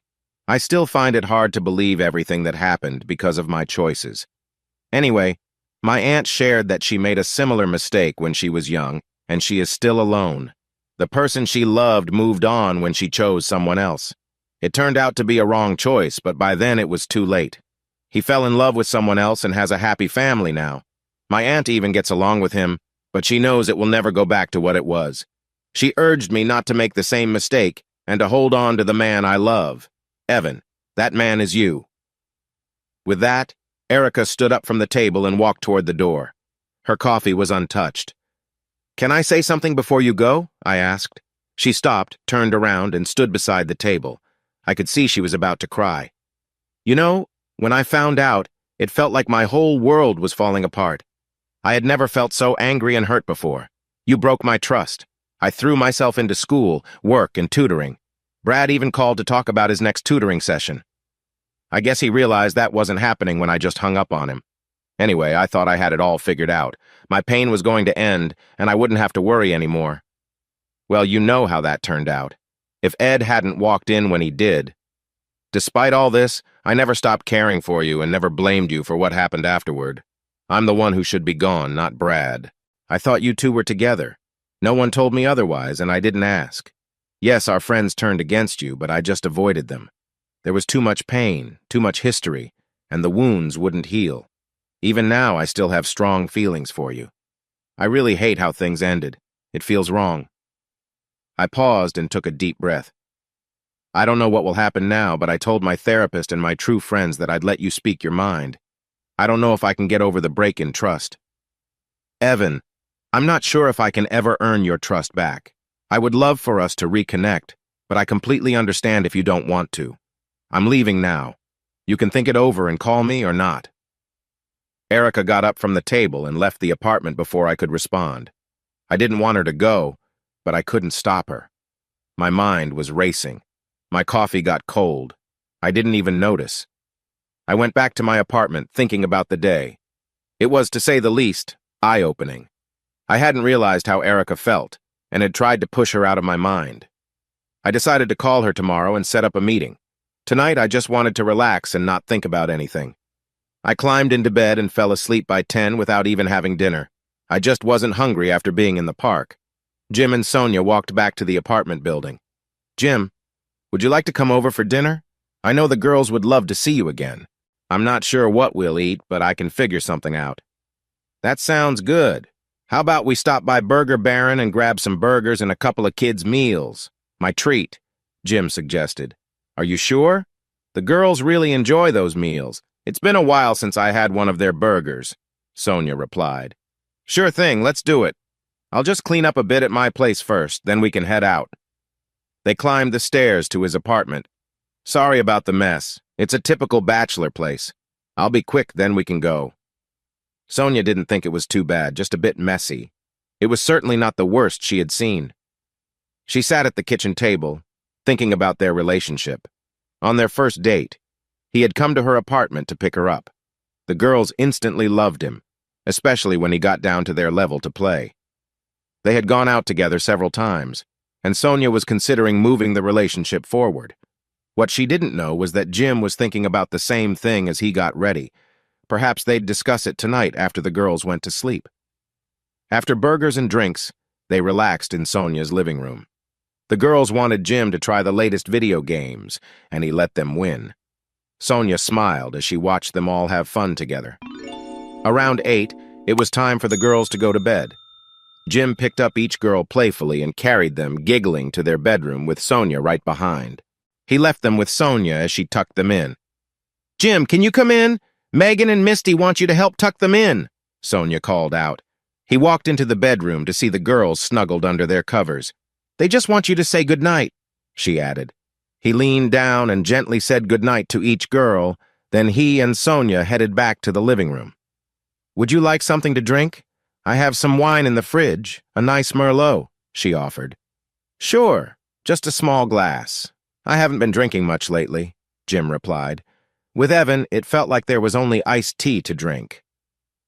Sonia laughed as she poured 2 glasses of wine and returned to sit beside Jim on the couch. She handed him a glass and raised hers. To friends.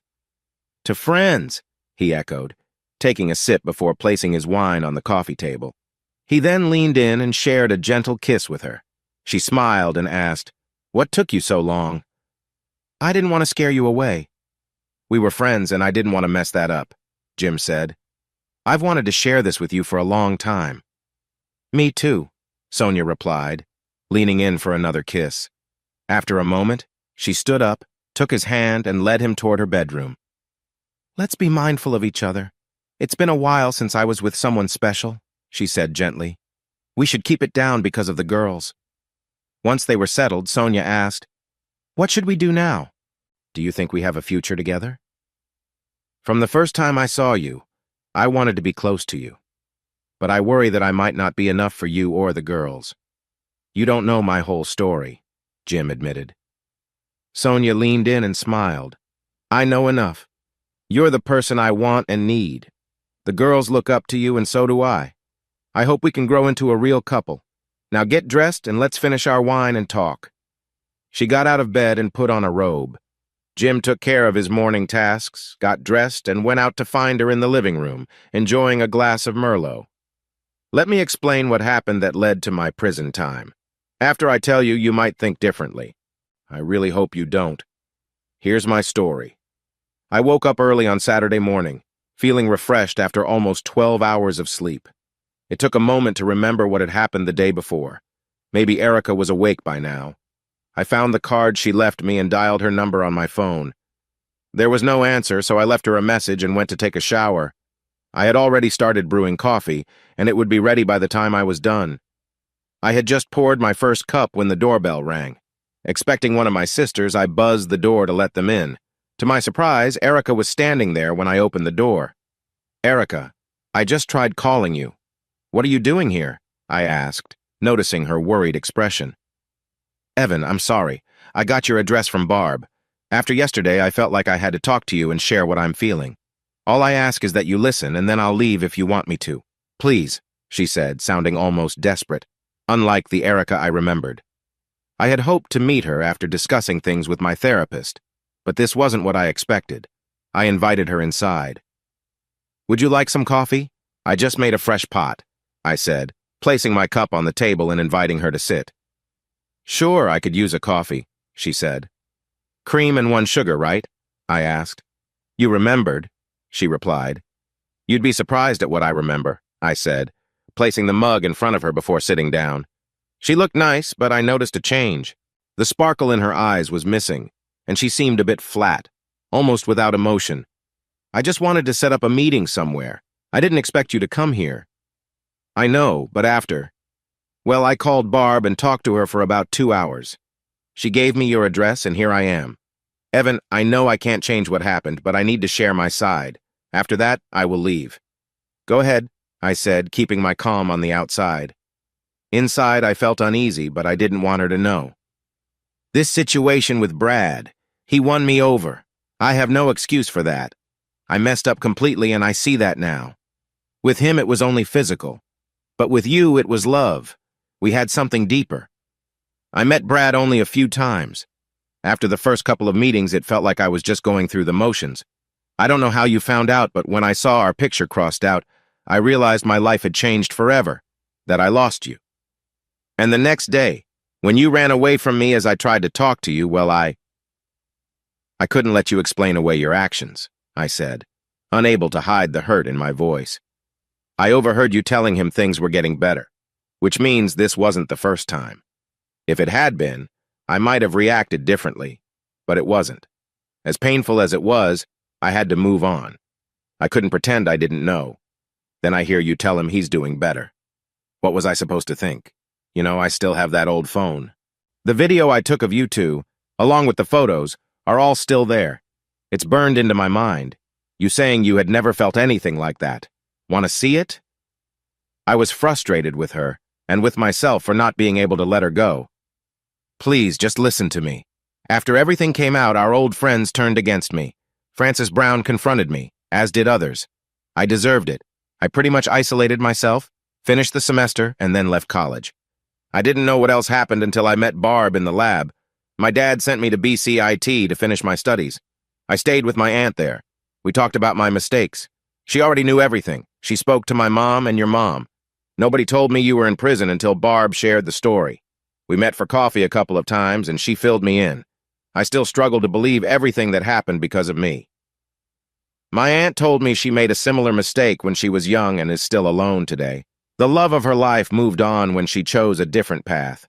It was a mistake for her, but by then, it was too late. He fell for someone else and started a lovely family. My aunt is friends with them now, but she knows that's all it will ever be. She advised me not to make the same mistake. Not to lose the man I love. Evan, that man is you. With that, Erica stood up from the table and walked towards the door, her coffee still untouched. "Can I say something before you go?" I asked. She paused, turned around, and stood beside the table. I could see she was close to tears. "You know, when I found out, it broke my heart. I have never felt so angry and hurt. You broke my trust. I focused on my schoolwork, job, and tutoring. Brad even called to set up a tutoring session, but he must have known it wasn't going to happen when I hung up on him. I thought I had everything figured out. My pain would end, and I wouldn't have to worry anymore. Well, you know how that turned out, if Ed hadn't walked in when he did. Even with everything, I never stopped caring about you and didn't blame you for what happened. I'm the one who should be gone, not Brad. I thought you two were together. No one told me otherwise, and I didn't ask. Yes, our friends turned away from you, but I just stayed away from them. There was too much hurt, too much history, and nothing seemed to get better. After all this time, I still care about you. I can't stand your dishonesty. That is hard to forgive." I paused and took a deep breath. "I don't know what will happen next, but I told my therapist and my real friends that I'd let you talk. I don't know if I can get past your betrayal. You've broken my trust. Evan, I don't know if I'll ever be able to earn your trust back. I hope we can try to be together again, but I understand if you don't want to. I'm leaving now. You can think about it and call me or not." Erica stood up from the table and left the apartment before I could say anything. I didn't want her to go, but I couldn't stop her. My mind was racing. My coffee got cold. I didn't even notice. On Sunday, I tried to relax as best as I could. There was nothing good on TV, and I kept reading the same pages of my book over and over. Erica, I felt completely lost. I went for a walk to the park, watching kids feeding the ducks, older folks and young couples walking together, families playing in the playgrounds. Everyone seemed to be enjoying their day. I had never felt so alone. Monday found me in the office early, hours before anyone else showed up. When I was unsure and couldn't sleep, there was always paperwork. I had been there about 2 hours when Sonia came in. She didn't seem like her cheerful self as she entered my office and closed the door. "Evan," she said, sounding upset. "I'm not sure how to tell you this. Jim and I started seeing each other." "Did he do something to upset you?" I asked. No, it's not Jim. We had a great time together. He stayed over until last night. The girls really like him. I'm starting to feel the same way too. Even with his past, he explained everything. That's not the problem. It's my brother, my difficult brother. He came to see me after Jim left last night. He threatened my girls, his nieces. Sonia explained how he was trying to pressure her into giving him the banking codes for the business so he could take money from the accounts online. He had been watching her and noticed she was the one who usually made the weekly deposits. He thought that by threatening her daughters, he could make her give him the access codes to the business accounts. The last thing he expected was for her to come to me for help. "Okay, I think I've got it. Fairburn, can we focus on the matter at hand?" "Of course," he replied, nodding. "Evan has some worries about a situation at his workplace." I took a moment to gather my thoughts and explained the issue involving Sonia and the need for a safe plan. Frances listened closely, taking on a professional tone. She nodded and asked good questions about the system and safety measures we could use. "We can definitely help with this," Frances assured us after I finished explaining. "I'll work with the team to make sure everything is safe and that information stays secure." Mr. Fairburn added, "It sounds like a good plan, and we will make sure all steps are followed to protect the accounts." I appreciated their support. The comfort between Frances and me made it easier to talk. I felt more confident as we discussed the details. After we finished some details, I left the credit union feeling a strong sense of purpose. I knew that our upcoming actions would be important in keeping Sonia and her colleagues safe from future threats. I was eager to see this through, not just for Sonia, but for the work environment we all cared about. As I walked back to my office, I made a note to check in with Sonia later to keep her updated. She deserved to know that help was on the way and that we were taking the right steps to handle the situation. Fairburn didn't go into details, just that we needed to meet with him and me. I shared what had happened earlier and explained what I thought we could do to set up a plan to deal with the brother once and for all. Frances made some notes and checked a few things on her laptop. "You know, this will work. He'll never see it coming," Fran said excitedly. She gave a fist pump and smiled at Fred and me. "This is much better than the old security methods. What timeline do we have?" I want to get it done quickly so the problems at the shop won't be too bad, I replied. What do you think about having it all ready by Friday? That's a bit tight, but I think we can manage it. Here's what I need you to do right now. She explained how to set up a dummy account to look like the company's real account. If everything went well, it would only be used for just over a week. We set up the account, got the online access code, and got started. I told Fran that I could take care of the daily work from my office so it would look like a real account. She agreed that this was probably the best plan. It was time for me to head back to the shop. Fred, thanks for everything. I'll treat you and your wife to dinner when all this is settled. Fran, I'd really like to catch up when you're back in this area. Evan, I'd love to catch up. As you can see, I'm married. She smiled. We have a couple of great kids. Mark, my husband, works for the government. I'd like for him to meet you. Do you have time for a quick coffee? I'd like to hear a bit about what happened. All I know is up to the trial. Why don't you walk back to the shop with me? There's a nice coffee shop next door and I get a discount, I suggested as I stood up to leave the office. Lead the way, Francis said, joining me. This should be interesting. We walked out of the credit union and started down the street toward my shop, which was about 4 blocks away. So, what happened? Last I heard you were in prison. I thought you were sentenced to around 10 years? No, the Crown wanted 10, but I ended up with 7. I served the full 7 and was released. I've got about 2 years left on parole. Long story short, after I got out, I moved here, got some money that was still in the credit union, found a storefront, and started a business. So far, we're doing pretty well. We talked some more over coffee, and then Francis had to go. Evan, please keep in touch. Here's my card. My personal email and cell are on the back. I'm really glad to see you doing well. You're one of the good people and didn't deserve all the difficulties that came your way. She gave me a quick hug and left, walking back to the credit union. The week dragged on. It's funny how time moves slowly when you want it to go fast. Sonia made the bank deposit on Friday as usual. She didn't mention if she had talked with her brother, and I didn't ask. We'd find out this weekend anyway. Jimmy Johnson was feeling quite pleased. His sister had accepted this as a one-time event. Now he had the banking codes and planned to use the company's resources in small amounts that wouldn't be noticed right away. He thought he could take a significant amount without raising any alarms for now. He turned on his laptop and logged in, happy to see that the codes worked. The account looked like a normal operating account with some regular transactions. Satisfied, he logged off and decided to take a break. Later that evening, he logged back onto his computer and the bank's site. He had just returned from watching Sonia make her weekly deposit at the credit union. Not seeing anything unusual, he thought she was following his instructions to keep quiet about the codes. He had intercepted her to get the codes directly instead of waiting for her to call. He got ready to move some money from the work account to his personal account at a different bank. He started with a small amount, transferring just under $10,000 so he wouldn't draw attention. The screen showed the transfer was complete. Great. I'll do it again in a few hours, he thought. It was time to celebrate, so he left his apartment and went to a bar nearby. At the same time, the transfer from the fake account set off an alert, just as Francis had planned. The system recorded the amount, the computer's IP address, and the account the money was sent to.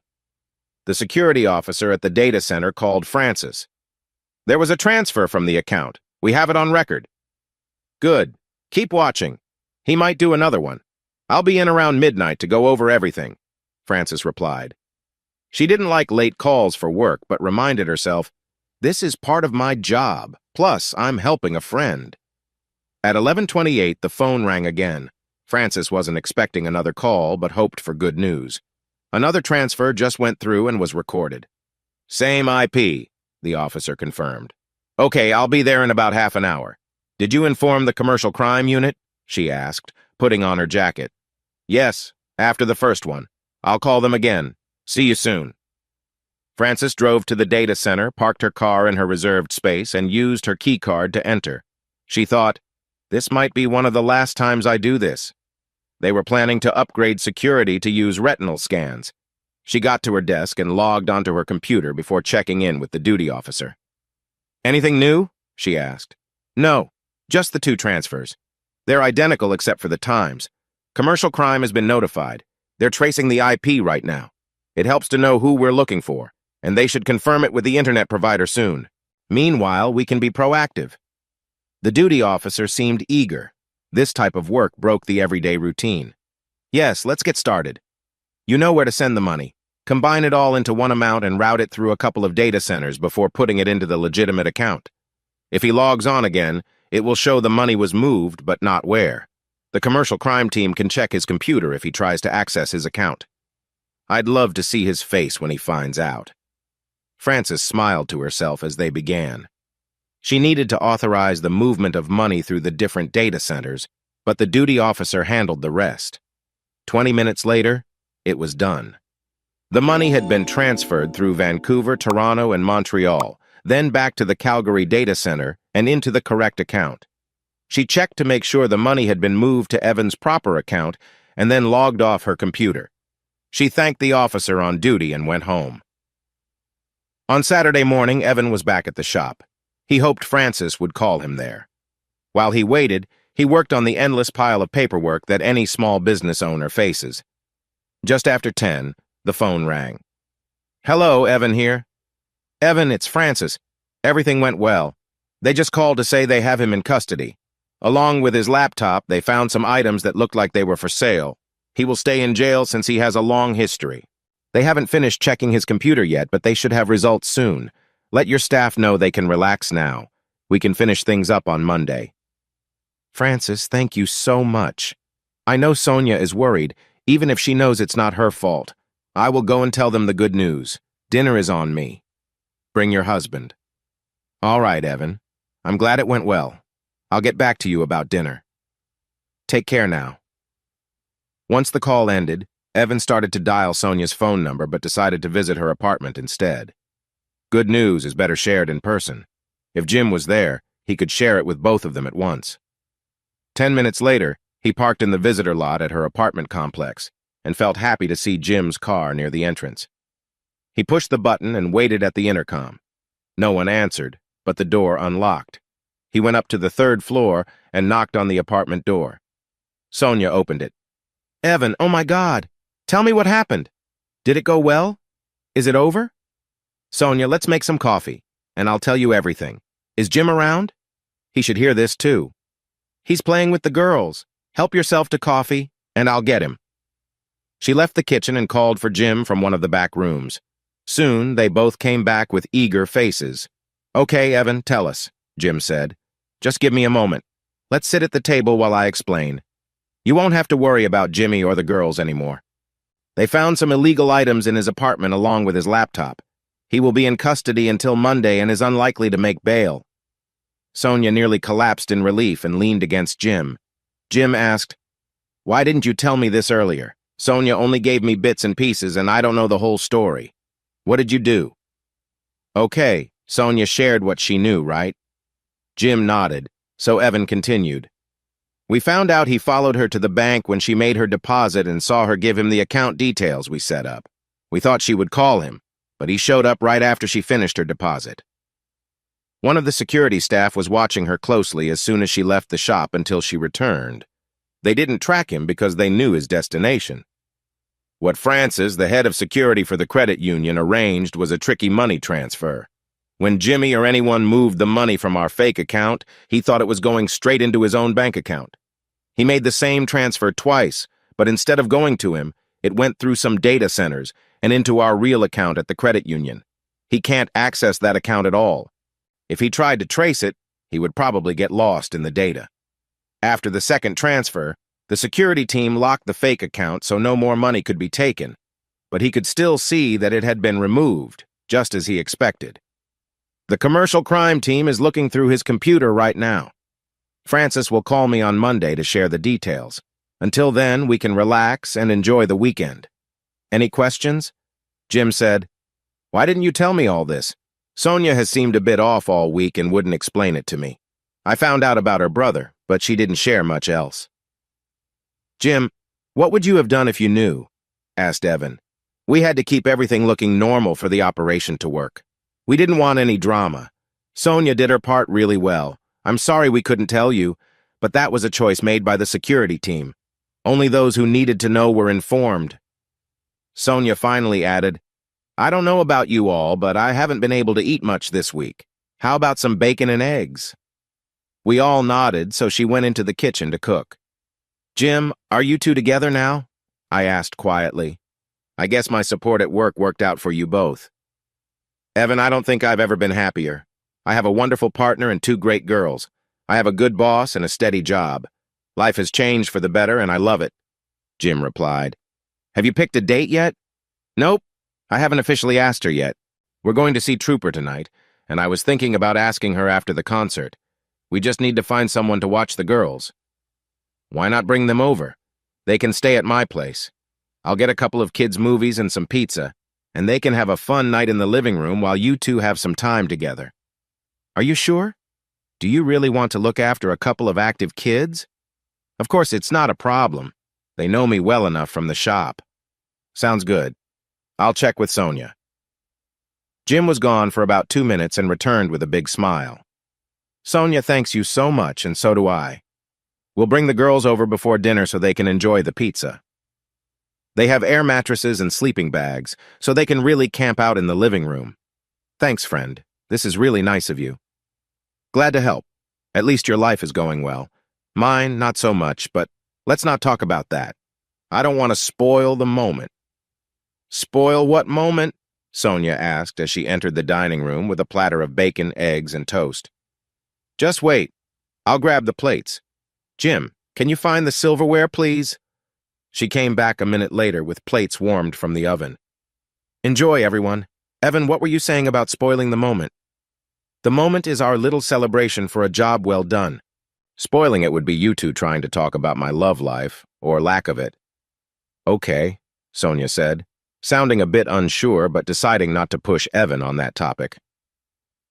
Later that afternoon, Sonia and Jim brought the girls to my apartment. They carried sleeping bags, a small suitcase, and some toys. I had already picked up a couple of movies and the pizza. All I had to do was put it in the oven for about half an hour. Wow, you guys, I thought it was just an overnight stay, not moving in. The girls giggled, excited about their camp-out at their mom's boss's house. Mom said we have to behave, said Megan, the older one. She said you would make us sleep outside with the bats and birds, she giggled. I don't believe that, but that's what Mom said. I would never make you sleep outside, I teased. I have nothing against bats and birds, but who knows what you two would do out there. The girls laughed even more, and the mood was set for the evening. It was after 10 when I finally got them to go to the bed set up in the computer room. It was darker than the living room and right across the hall from the bathroom. They thought it was really cool to sleep near several computers.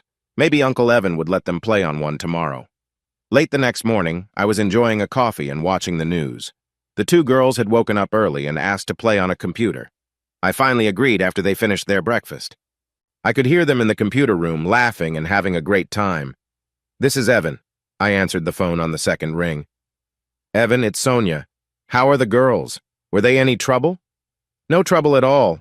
They kept me up a little longer than I planned, but I didn't make them sleep outside. I laughed. They're having a great time with one of my old computers. How was Trooper? Did you two have a good night? Evan, I don't think we can ever repay you. If you have coffee ready, we will come over to tell you all about it. I'll brew a fresh pot. It should be ready by the time you arrive. See you soon. About 15 minutes later, the buzzer signaled their arrival, even though Jim could have just opened the door. Maybe they wanted to give me a heads-up. I opened the door to the apartment and left it ajar for them to come in. They knew the way by now. Sonia looked happy and bright, while Jim just seemed tired but couldn't stop smiling. I hope that coffee is ready, he said. We had a busy night, and we were both sober. I chuckled and told them to sit in the living room. I went to let the girls know their mom was here, then headed to make some coffee. As I handed a cup to Sonia, I noticed a lovely engagement ring on her finger.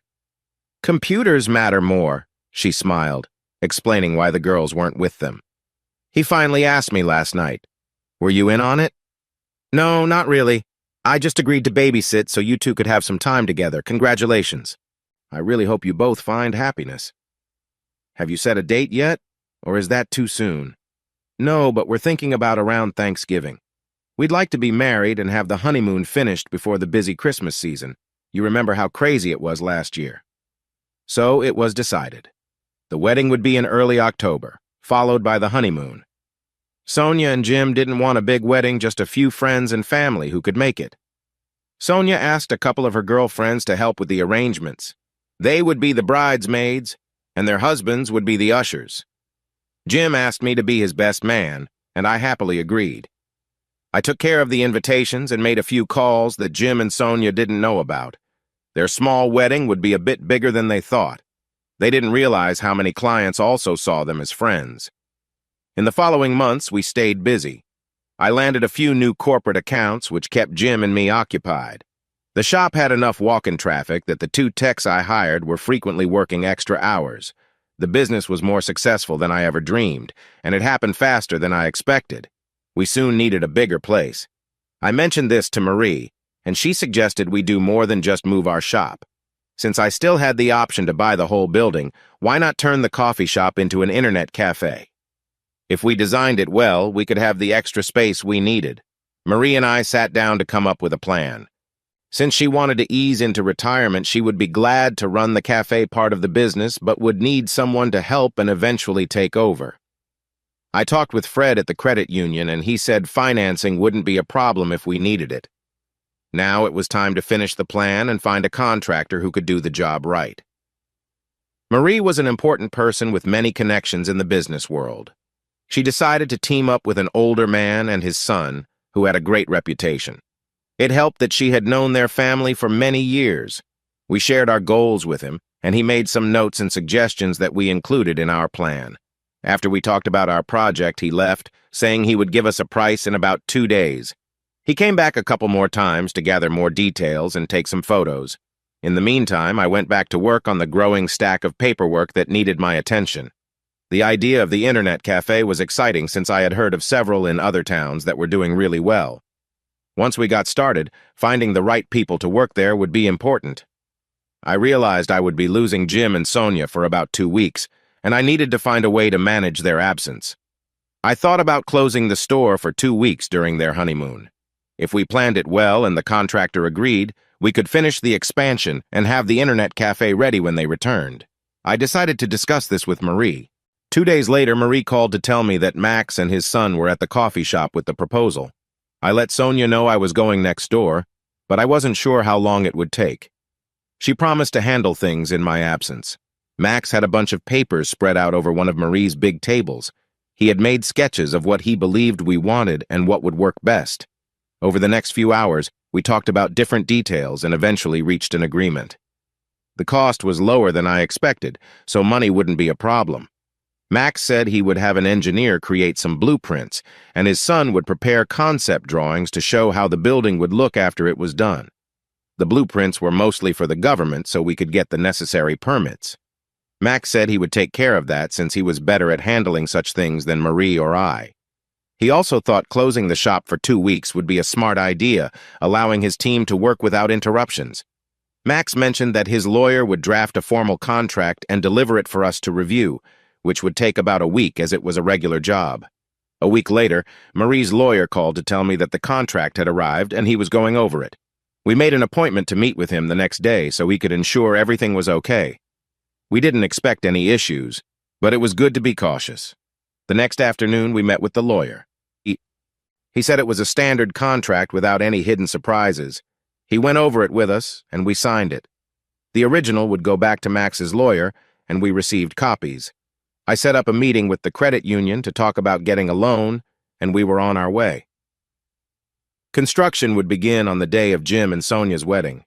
It was a lovely, cool October afternoon when Jim and Sonia got married in a simple ceremony at the community park. To their surprise, almost 200 people came because of some calls I had made. Sonia's daughters were the flower girls, happily tossing flower petals as they walked down to the front, enjoying every moment. Jim and I stood in front of the platform, watching as the organ began the wedding march. A beautiful sight came toward us, escorted by a longtime family friend. Jim looked a bit emotional, and I felt the same way. When she arrived, I stepped back, and the ceremony started. It ended quickly, without long speeches, just two people in love exchanging their vows.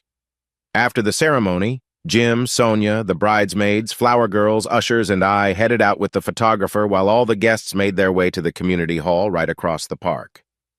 Jim and Sonia chose a casual reception with a simple buffet and an open bar, offering soft drinks, coffee, and tea for the many kids who were there. They also had a DJ for music and dancing later on. Once we finished taking photos, we entered the hall and were welcomed by all the guests. We mingled, grabbed some drinks, and started the reception. There were traditional toasts to the bride and groom, along with some funny speeches from friends and co-workers. I had arranged with the master of ceremonies to be the last speaker, which surprised Jim and Sonia since they did not know I would say more than just my toast. Jim, Sonia, I can't express how much this day means to me. Yes, it's your day, and rightly so. But I like to think I played a small part in making this special occasion happen, which is why it feels so important to me. When you both talked to me about my no dating policy, and I explained it only applied to me and not the staff, I never imagined this would be the outcome. I think I can speak for everyone here when I say we're all very happy that Jim understood once I explained things to him. I paused, looking at the audience. Jim, since that difficult day a few years ago when we met, you've become my best friend and confidant. I know our first meeting wasn't ideal, but I believe it turned out to be one of the best things that ever happened to me. That being said, I cannot keep you and Sonia as employees. A silence filled the room, and surprised looks turned my way as I kept a serious expression. You won't be working for me anymore. I have documents prepared by my lawyer that make you both equal partners in our business. This is my wedding gift to two truly wonderful people I've had the joy of meeting. The excitement that followed was overwhelming, and Jim hugged me tightly, filled with happiness. Tears flowed from Sonia, my sisters, and many other guests. It took a while for everyone to calm down. Once things quieted down a bit, the master of ceremonies looked at me and asked, Evan, do you have anything else to say? It will be hard to top that. Just one thing. Let's get this party started. And we did, celebrating late into the night. I wasn't sure when Jim and Sonia slipped away. The kids would spend the night at their grandmother's house until the newlyweds returned. I had only a couple of glasses of wine during dinner, so I was good to drive if needed, but it didn't come to that. Most people were there to have fun and enjoy themselves, not to get loud. The next day, I went to the shop and found Max, his son, and their team hard at work fixing up the coffee shop, where most of the changes were planned. I stayed out of their way and went into my office to deal with the paperwork that was always waiting for me. With the shop closed except for emergencies, I had more time to catch up on tasks. If any customers needed help, I'd take care of it, or send one of the techs to assist. Max promised to hire both techs for the construction work, so they would have an opportunity to earn money and gain experience. Over the next week, Marie dropped by almost every day to check on the progress. We would chat a bit and then walk up the street to another cafe for lunch. She was genuinely excited about the changes and couldn't wait to see the final result, just like I was. On the Friday after our usual lunch, Marie said, Evan, I think I understand how you feel about your past relationship with Erica. I don't know if you know this, but Barb, Wendy, Sonia, and I have talked about her a lot. Even Debbie has mentioned her when she came in for coffee. I know what happened with her. As a friend, can I offer you some advice? I was quiet for a moment, pushing food around on my plate that I didn't want anymore. What do you suggest? I asked softly. Well, it's simple. You need to either let her go and move on with your life or try to fix things with her and allow her to earn your trust back. You can't keep going on like this with everything weighing on you. It's not good for her, and it's really not good for you.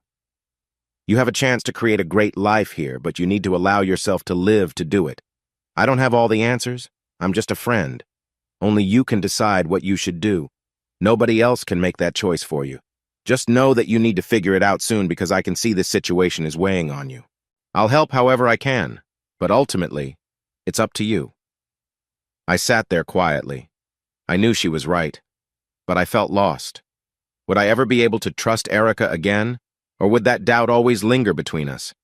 Could we move beyond this and have a normal, loving relationship? I had been hurt before. Was it worth risking my heart again? And what about Erica? Could she ever forgive me for how I acted? She had made mistakes, but she really didn't deserve what she had gone through. I couldn't control some of it, but still. Evan, Marie's voice pulled me back to reality. I thought I lost you there for a moment. I was just thinking through my options. None of them seemed to be winning. It will be hard, I know, but this is the right time to sort things out. It's pretty quiet right now, and you have another week before Jim and Sonia return and the cafe and store open again. If it helps, I can meet with both of you to talk things through. Thanks, Marie. You're a good friend, but this is something that Erica and I need to handle ourselves. Maybe I'll take the rest of the day off to think and give her a call. That sounds like a good plan. If you need someone to chat with, you have my number. Oh, and by the way, you owe me for the lunch you didn't finish, she joked. I hadn't even noticed that I barely touched my food. I smiled at her and paid for our meal, giving a nice tip. When we left the cafe, we went our separate ways. Marie headed home while I took a stroll in the park. The autumn air was cool and hinted that winter was approaching. I let the phone ring 4 times. On the 5th ring, I reached the answering machine. Erica, it's Evan.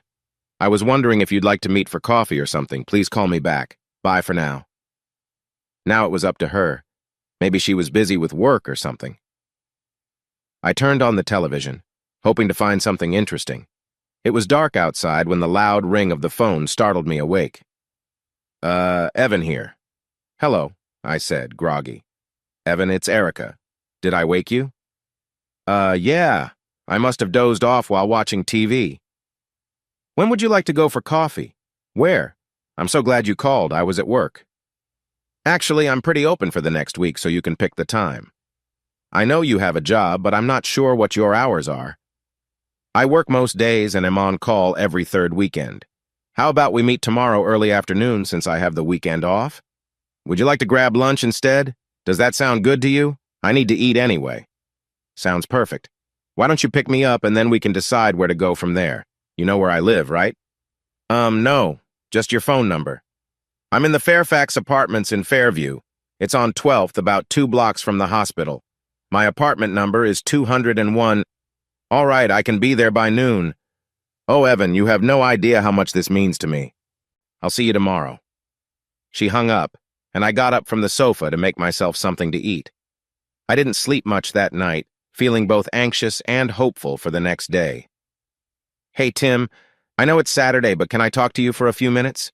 I asked my parole officer. It isn't about parole, but I need an honest opinion. Hi, Evan.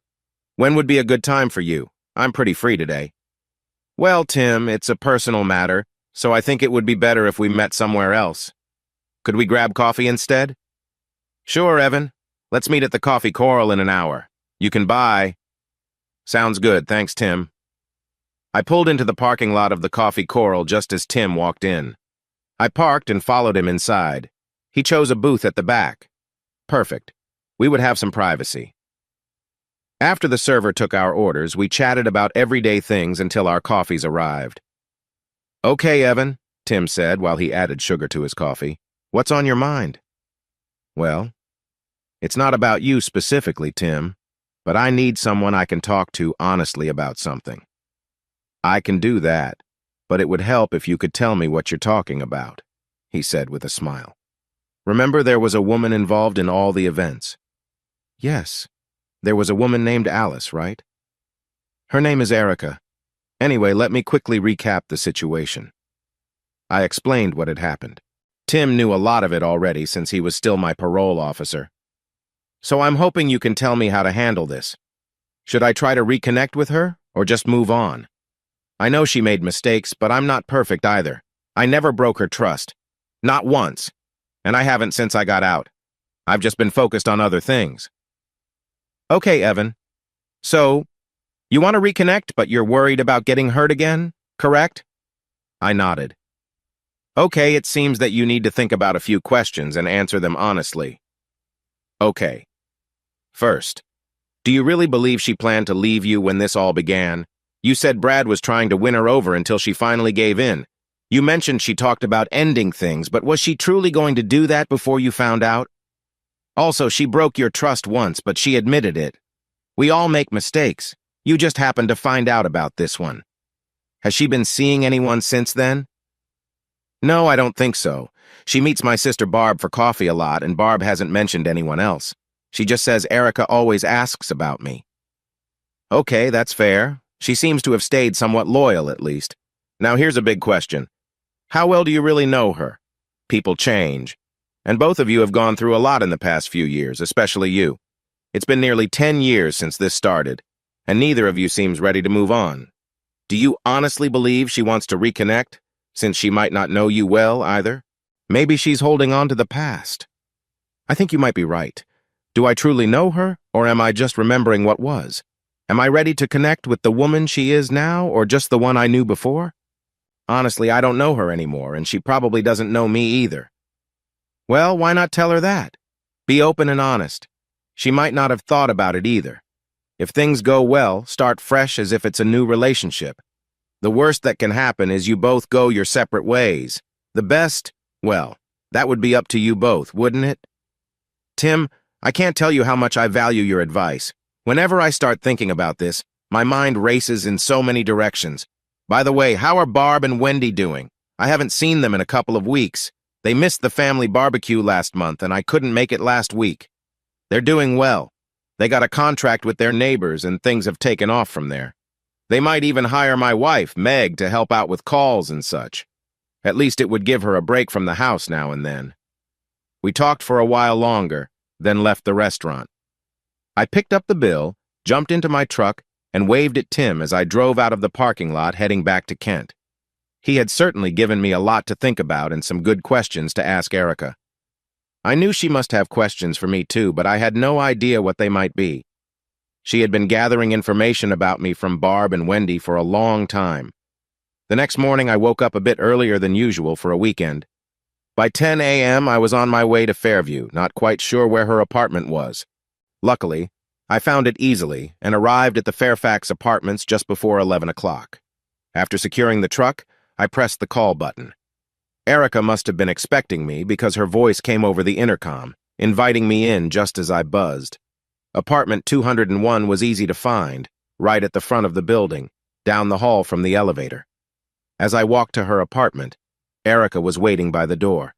She looked nice in the soft light, dressed simply, as if she had just returned from an event. In fact, she had just come back from church. "Evan, come in. I just need to change my clothes and then we can go. Would you like some coffee? I just brewed a fresh pot," she said, her voice warm but a bit uncertain. I felt the same way, not knowing what the day would bring. "Sure, coffee sounds nice. I'm early, so we have plenty of time." "No problem. Please sit in the living room. I'll get your coffee. Black, right?" "Yes, please," I replied, settling into one of the large chairs. There was another matching chair across the room and a small couch in front of the French doors. As she prepared the coffee, I took a moment to look around her apartment. It was neat and tidy, much different from mine. I wondered if she always kept it this way or if she had cleaned up for my visit. Erica walked down the hall to her bedroom, leaving the door slightly open. I could hear some quiet sounds from her moving around. A few minutes later, she returned to the living room, now dressed in comfortable pants and a sweatshirt. She poured her coffee and sat down across from me. "Evan, I told you that you have no idea how much this means to me, and I meant it. I've been hoping for this day for so long," she said, trying to sound relaxed, though her body language said otherwise. "Yeah, you mentioned that. I've wanted to call but kept holding back. I've not known what to say or do. Erica, I need to ask you some questions that have been on my mind for years." "Go ahead," she replied quietly. Taking a deep breath, I asked, "You told Barb and Wendy that the day I found out about you and Brad, you were going to end things with him. Is that true? Were you really thinking about staying with me?" Her expression showed that my question had weight. I'm not one to sugarcoat my thoughts. While that can get me into trouble sometimes, I have learned it works best for me.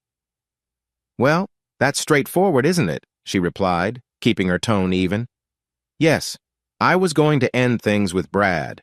I had planned to tell him that night that it was all over. I wanted to stay with you forever since he was just a brief part of my life, as you said. I told you before that he meant nothing significant. You and I shared something deeper. That is a big difference. The hardest part is being unfaithful to you.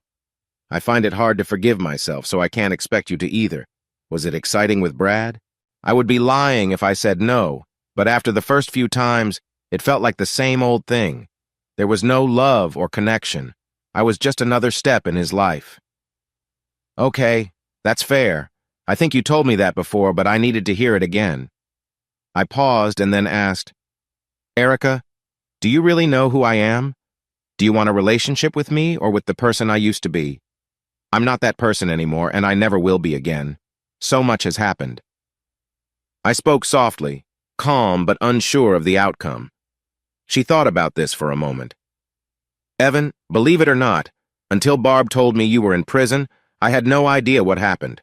I was still in love with who you used to be, and felt very sad when you wouldn't talk to me after everything.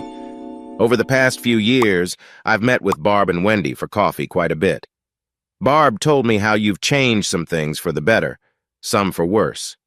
She mentioned that when you got out of prison, you started a business and how well you are doing. What surprised me most was that you showed no bitterness. You took responsibility for what you did and didn't blame anyone else, not even me. You accepted your past, served your time, and came out of it as a better person. Not many people can say that, and you're the only one I've heard of who has. She paused briefly and took a deep breath. So, to keep it short, I don't know the Evan Wright of today, but I've heard a lot about him from others. Am I in love with the Evan of the past? No, I don't think so. That version of you and my memories belong to a different time, a time when we were carefree and had our whole lives ahead of us. I cherish those memories. As for the new Evan, it's too early to tell. I don't know if he even wants to get to know me or if he has a place for me in his life.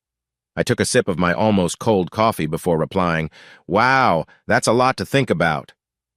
Barb and Wendy did try to talk to me about you several times, but I made it clear that it was a touchy subject.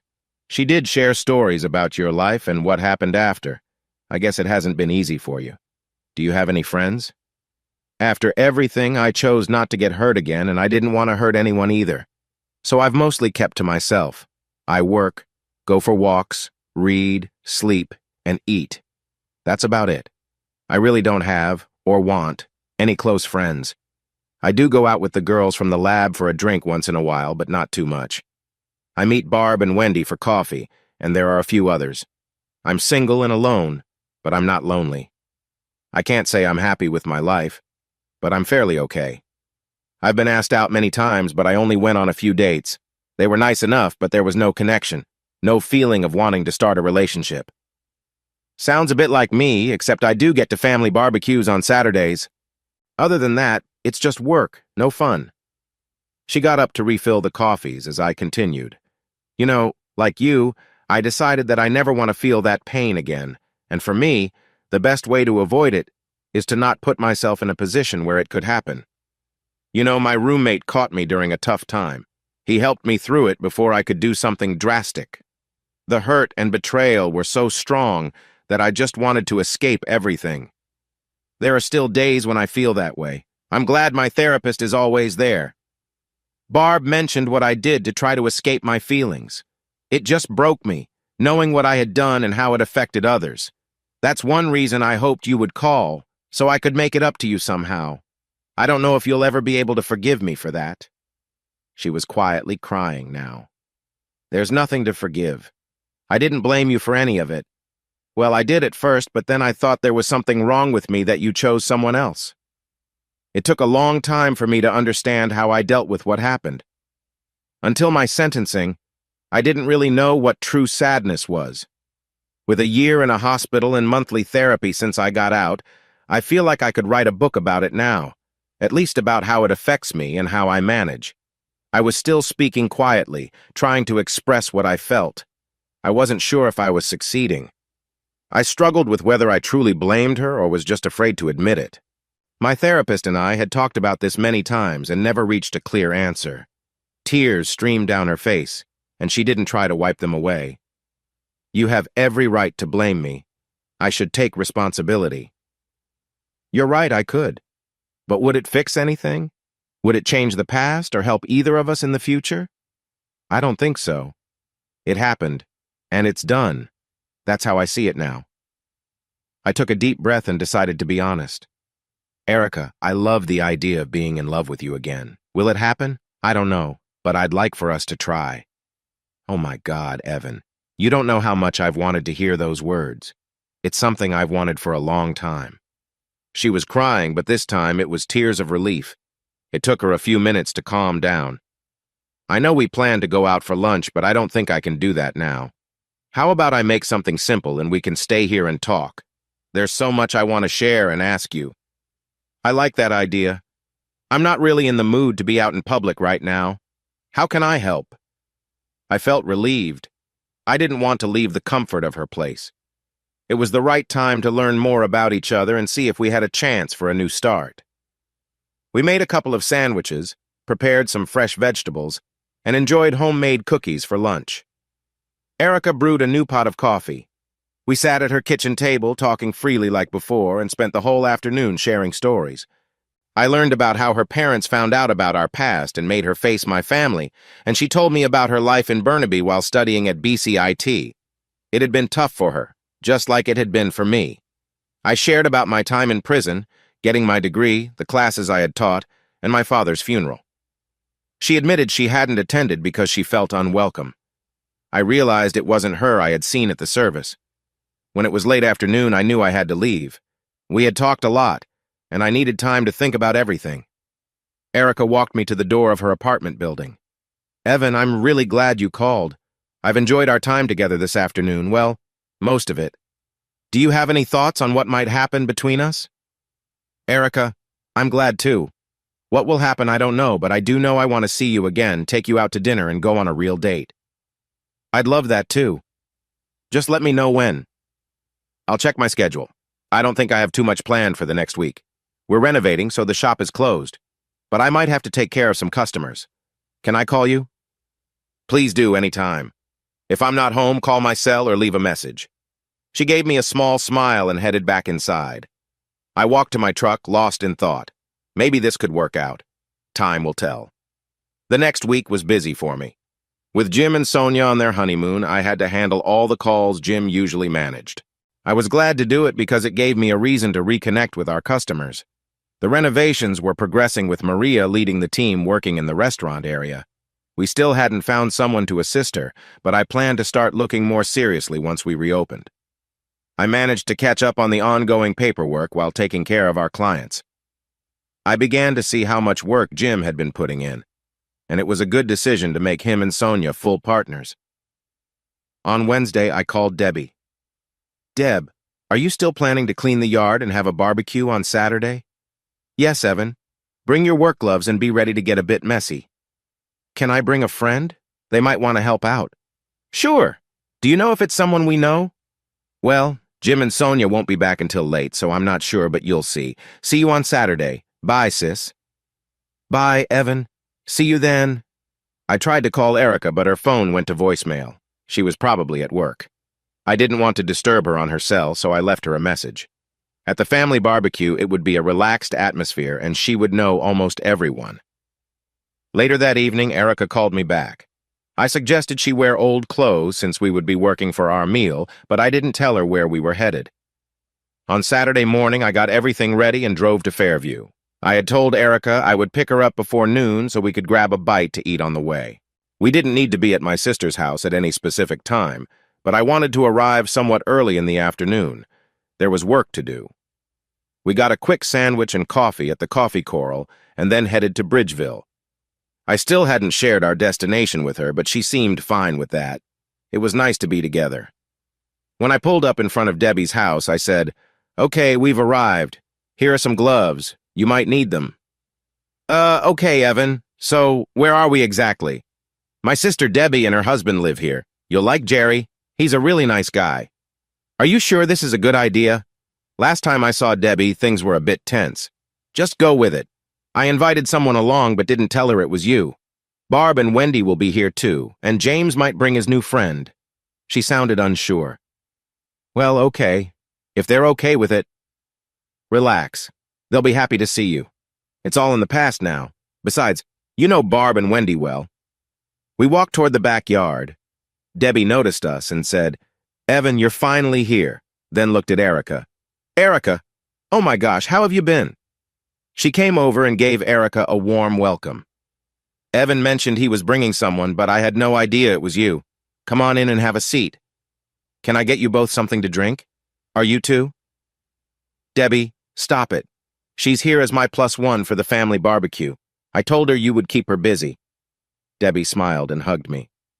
I'm so glad to see you both. Barb and Wendy will be excited, and so will James if he shows up. Debbie introduced Erica to Jerry, who said he was pleased to meet the person he had heard about. She then got coffees for them while implying that Jerry and I would be handling the yard work. She and Erica had some catching up to do. Barb and Wendy arrived a little later, and everyone exchanged cheerful greetings. Barb and Wendy had been spending time with Erica for a while, so there wasn't much catching up for them. They enjoyed chatting while Jerry and I worked. I liked being in the fresh air, away from my desk. A little later, James and his girlfriend Joan showed up. She was a cheerful blonde, and they seemed to get along well. I found out later that they had been a couple for about 4 months. James came over to where Jerry and I were working in the yard. We kept cleaning up while the women sat at the picnic table enjoying coffee and talking. We shared a few light complaints until Debbie and Erica kindly brought us some coffee too. Erica handed me my cup and sat on the ground beside me to sip hers. I noticed a little spark had returned to her eyes. This family gathering was a good idea. After our coffee break, Jerry, James, and I got back to work.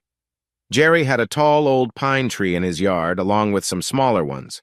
The pine had a few dead branches just out of reach, so we decided to take them down since we were tending to the entire yard. I had always climbed trees as a kid, so I told Jerry we didn't need a ladder. Just give me the saw once I climbed up. Are you sure, Evan? Getting the ladder isn't a big deal, Jerry asked. I haven't climbed a tree in years, but I can do it. Some things stick with you, I said confidently. I took the pruning saw from him and began to climb the tree. I only had to go up about 10 feet. When Jerry handed me the saw, I started to remove the dead branches and let them drop to the ground. Everything was going well until I was holding one branch while cutting another, and the branch I was holding snapped. I remember hearing a loud crack before I fell and lost consciousness. I woke up in a hospital. At first, I was confused about where I was, just feeling a terrible headache and pain in my leg. The room was dark except for the soft glow of some machines. I slowly realized there were wires all over me. Monitors? Why did I need those? Then the memory came back, the tree, my fall, and the branch breaking. I also noticed that I couldn't move. I began to feel panicked as I tried to move my arms and legs and look around the room. Nothing responded. The panic grew. I must have made some noise because within a minute, a nurse walked in and turned on the lights. She came over to check on me and confirmed that I was awake, or at least somewhat alert. It's good to have you back. Just rest quietly. We had to secure you to keep you safe from further injuries. You have a badly broken leg and a serious head injury. I'll be back soon. I need to tell the doctor that you are awake. Since I couldn't move, I blinked my eyes. A shadow covered my face as someone leaned in to check on me. I couldn't see who it was, just the outline of a head. Evan, we were really worried about you. You're going to be okay, son. I'm so happy you're awake. I was quite concerned. Mom. Why was she here? I wanted to speak, but my throat felt blocked. Just then, I heard someone enter the room. It was a nurse with a doctor. Evan, I'm Dr. Evans. I treated your leg. Just relax for a few minutes. We had to keep you still because you were moving while you were out, and we didn't want to make things worse. Now that you're awake, we can take off the restraints. The nurse started to remove the straps, beginning with the one around my head. You can't talk yet. There is a tube in your throat. Do you remember what happened? I shook my head, meaning no. Okay, you broke your leg when it got caught in a tree branch. That was on Saturday afternoon over 3 days ago. You also hurt your head and have a concussion. I know you are in pain. Do you need something for it? I nodded, hoping the ache in my head and leg would go away. All right. I will increase your medication. You just rest. I will check on you later this morning to see how you are doing. He wrote something on my chart, and the nurse added something to the IV in my arm. Soon I fell asleep again. It was daytime when I woke up. I could tell because the room was brighter, even with the lights off. I looked to my right and saw someone sitting in a chair next to the bed. Evan, I'm so glad you're awake. You're going to be okay. It was my sister, Debbie. We were so worried. Do you remember what happened? I will get the nurse. Be right back. I heard her open the door and walk down the hallway, then return with another nurse. Evan, I'm Michelle, your daytime nurse. The doctor will come soon to take the tube out of your throat. I know you are probably in pain. Do you need anything else? I can give you more medication if the pain is too bad. I shook my head. She made some notes on my chart. I will let the doctor know you're awake. I'll be back in a few minutes. I heard her leave the room. Evan, you'll be okay. We'll take care of you, all of us. Oh my God, I'm so sorry. We should have stopped it from happening. Jerry feels really upset. He thinks it's his fault. I shrugged, confused about what she meant. Do you remember climbing the tree? She asked. I shook my head. You, Jerry, and James were working in the yard. She started to tell me what happened that led to me being in the hospital. As she talked, bits of the memory returned to me. I remembered the awful noise when I hurt my leg. And so you finally woke up 3 days later, around 3 this morning, according to Mom. We've all been taking turns sitting with you, waiting for you to wake up. We were all so worried. By the end of her story, she was crying. I tried to understand everything as the nurse came back, followed by a doctor. Evan, I'm going to take out the breathing tube. I don't think you need it anymore. Your throat will be sore for a few days and you might have a quiet voice. But it won't last long. He carefully removed the tube after the nurse turned off the machine. Thank you, I whispered. My head hurts. My leg too. Yes, you have a serious injury. Rest will help it heal. It will take time, but I expect it to heal completely.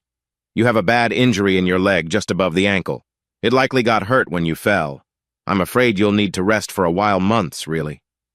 I need to get back to work, I whispered. Not for a while. Your partner will come by later today. He and his wife have been visiting every day after 5 to see how you are. He'll fill you in if you're awake. He looked at the nurse and asked about my medication, making some notes. Okay, Evan. I'll check back later. I've ordered more pain medicine if you need it. You can also have liquids like soup or broth if you feel hungry. We will wait a couple of days before trying solid food. He waved goodbye as he left the room. The nurse said, Okay, Evan, you're in intensive care right now. We will probably move you out of here tomorrow. If you need anything, just push this button. Your family has been here since the accident, so they'll help as well. Now behave. I have to check on my other patients. She left the room. I whispered to Debbie, How long was I out? You were unconscious for over 3 days. We've all been taking turns sitting with you. Even Jim and Sonia. Mom and I have been here the most since we don't have jobs. Jim and Sonia come in after their work. Oh, that reminds me, I should call them. She pulled out her phone and dialed the store. Sonia, Evan's awake. Yes, around 3 this morning and just a few minutes ago. Yes, of course. We'll see you later. She said they'll come after 5. Everyone sends their love. They will come to visit when they can. We all want you to get better. Now you need to rest or I'll call the nurse to check on you. Thanks, sis, I whispered. Tired. Sleep. I drifted off again. The next day I was moved into a room with another bed. Over the next few weeks I slowly healed. My headaches went away and I started therapy to make my legs stronger. I moved from a wheelchair to crutches fairly quickly, but it would still be quite a while before I could walk normally. Jim and Sonia ran the business, and from what I understood, it was doing well. I was eager to get back. All the women, including Erica, came to sit with me each day, taking turns.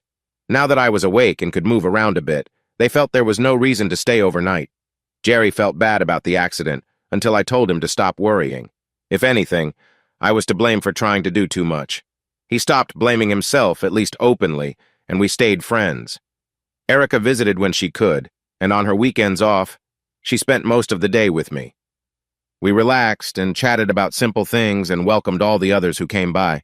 At one point, the doctor decided to limit the number of visitors since so many wanted to come in at once.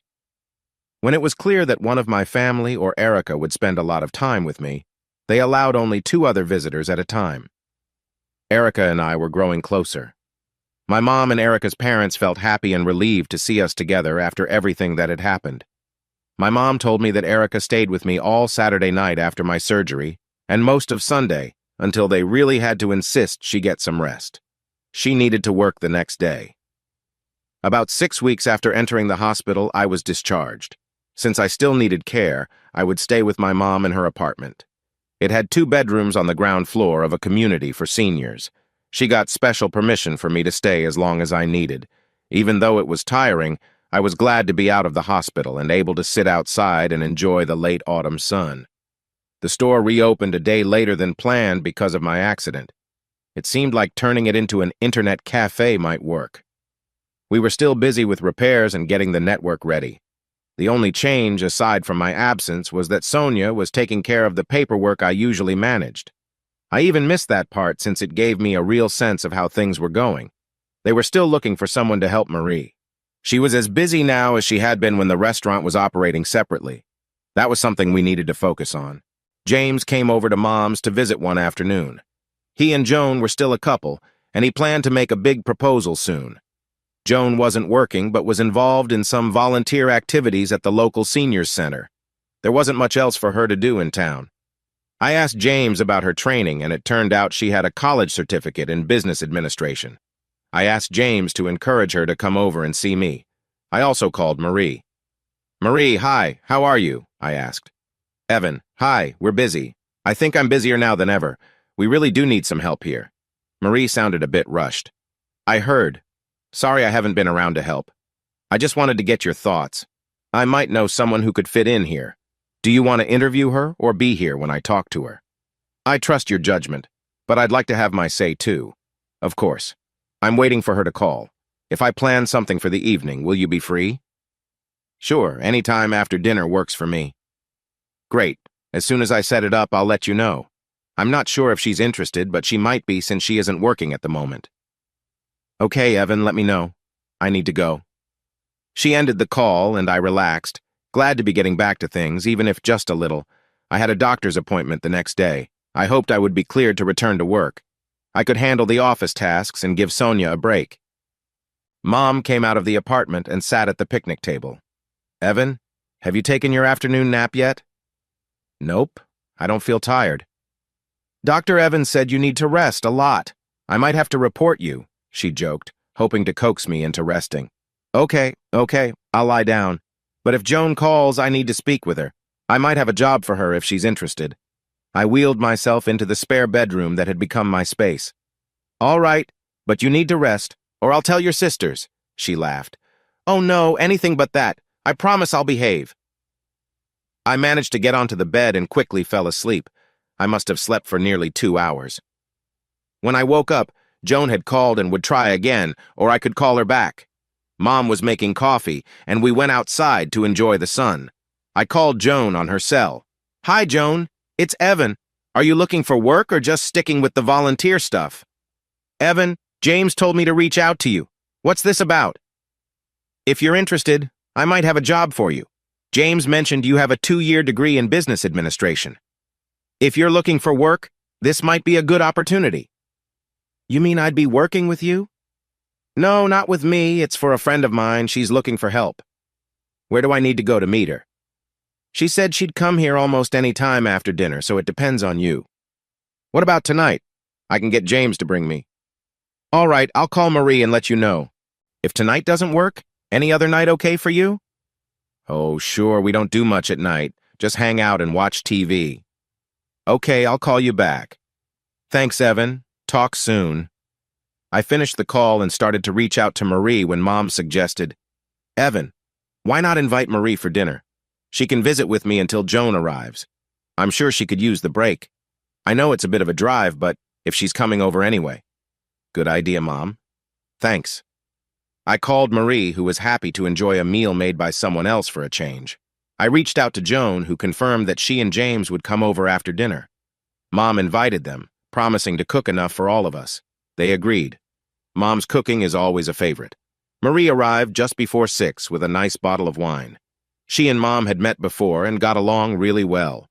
James and Joan showed up a few minutes later, and we all sat down to eat. Breaded pork chops, mashed potatoes, and mixed vegetables. The adults enjoyed the wine, but I chose not to drink since I was still on painkillers. Instead of a formal meeting, we casually asked Joan about her background and what she hoped to do. She admitted that she had no experience in the food industry, not even as a server in school.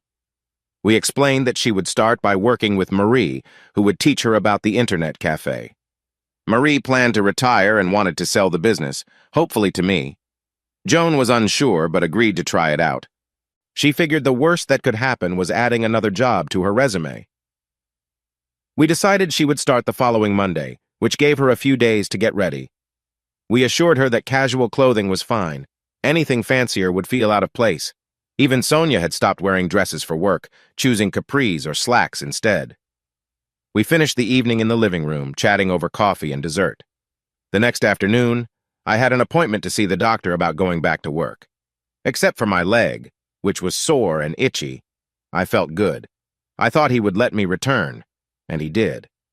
I decided to start back the following Monday since there was only one workday left before the weekend. We kept Marie's tradition of closing for the entire weekend. I was looking forward to it, even though I would ask Mom to drive me to work. I could get Jim or Sonia to bring me back home. Once I had a walking cast, I planned to return to my apartment. Debbie promised Mom that she would check on me to make sure I was okay. On Monday, I arrived at the store early. The inside looked bright and welcoming. Knocking down the wall between the two businesses had really opened up the space, making it feel larger than it was. We had gained some extra room for the workshop by combining the storage areas of the two stores, aside from the cold foods. It wasn't unusual to see bags of flour next to network cables or computer parts. Soon it became the way things were. Joan started working and fit in perfectly. Her friendly personality made up for her lack of experience, and she learned quickly. We helped arrange and pay for her to take a food safety course.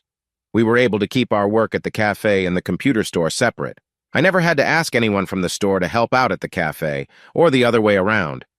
Even though I was mostly stuck behind my desk, it felt really nice to be back.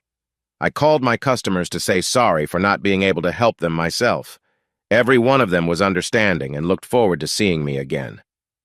Erica and I got to meet a couple of times each week, even if it was just for coffee. She would come to see me since I couldn't drive yet because of my injury. Sometimes we would just relax in front of the TV. We were getting along well and enjoying our time together. I thought about taking our relationship to the next level, but I wanted to wait until I could walk better. She seemed to feel the same way but had her own plans about when. One evening we were in our usual spots. I was lying on the sofa to keep my leg elevated and she was in the chair. Erica had just gone to get some iced tea for both of us. When she returned, instead of sitting back in the chair, she came over, helped me sit up, and joined me on the sofa, resting my head on her lap. She looked down at me and smiled. "Evan, you know I care about you." "I care about you too," I said happily. "It feels right for us to be together." I sighed. "I can't wait to get this cast off and be more independent." She gently rubbed my arm. "I think we could move to a more comfortable spot." She smiled. "Just relax, and let me take care of things." I smiled back. I was hoping to be more involved. "Just do what you can. I'll take care of the rest," she said softly, helping me sit up and then get on my feet. I still had to use crutches, so moving to the next room wasn't very smooth. But we made it. We spent time together that felt deep and meaningful, enjoying each other's company. It was comforting, and those moments brought us closer, making us feel happy in our own little world. I was glad to have her close, and I told her how much it meant to me. "I've wanted this for so long," she said quietly. "I wondered if I would ever be truly happy again." "I understand. It felt like I was just going through the motions." "Exactly." She gently stopped me from talking more. "I have to get going soon. I need to work early in the morning. I'll take a quick shower here so I can skip it in the morning." "I'd join you, but it's hard enough for me to manage on my own," I laughed. "You better hurry before I change my mind." She giggled and got up. Soon I could hear the shower running. It felt right. Epilogue: Erica and I waited for almost 9 months to get married. We spent our honeymoon in Hawaii for 2 wonderful weeks. After that, my wife continued her work at the lab until our son was born a year after we got married. Then, about 20 months later, we had twins, a boy and a girl. She is now very happy being a mom and taking care of our home. Our business grew a lot. Eventually, we moved the computer store to its own building. The internet cafe got bigger, and they even added a small bakery for treats. Joan and James got married. James is now in charge of the auto parts store, and Joan runs the internet cafe. She has 4 girls working with her. Erica and I are thinking about making them partners, too. Marie followed her dreams, sold her business, and moved to the coast to be closer to her family. She keeps in touch and visits us when she can. Jim and Sonia welcomed 2 boys to their family. The girls were very happy to have one little brother, and having a second thrilled them even more. Sonia is now a stay-at-home mom. They bought the house across the street from us, and our families spend a lot of time together. Debbie and Jerry are doing well, too. They haven't had children of their own, but they have adopted our kids and Jim and Sonia's kids as part of their family. They love to spoil the children. My mom passed away a few months after our son was born. She was very happy to meet her first grandchild, even though she wasn't in great health. It was hard to say goodbye. She was a wonderful mom. Barb and Wendy also got married. They had a civil ceremony, and all of us, along with their friends and customers, were there to celebrate. They are thinking about adopting a couple of kids to start their own family. Looking back on everything we went through, I feel grateful for how far we've come. That was then, and this is now.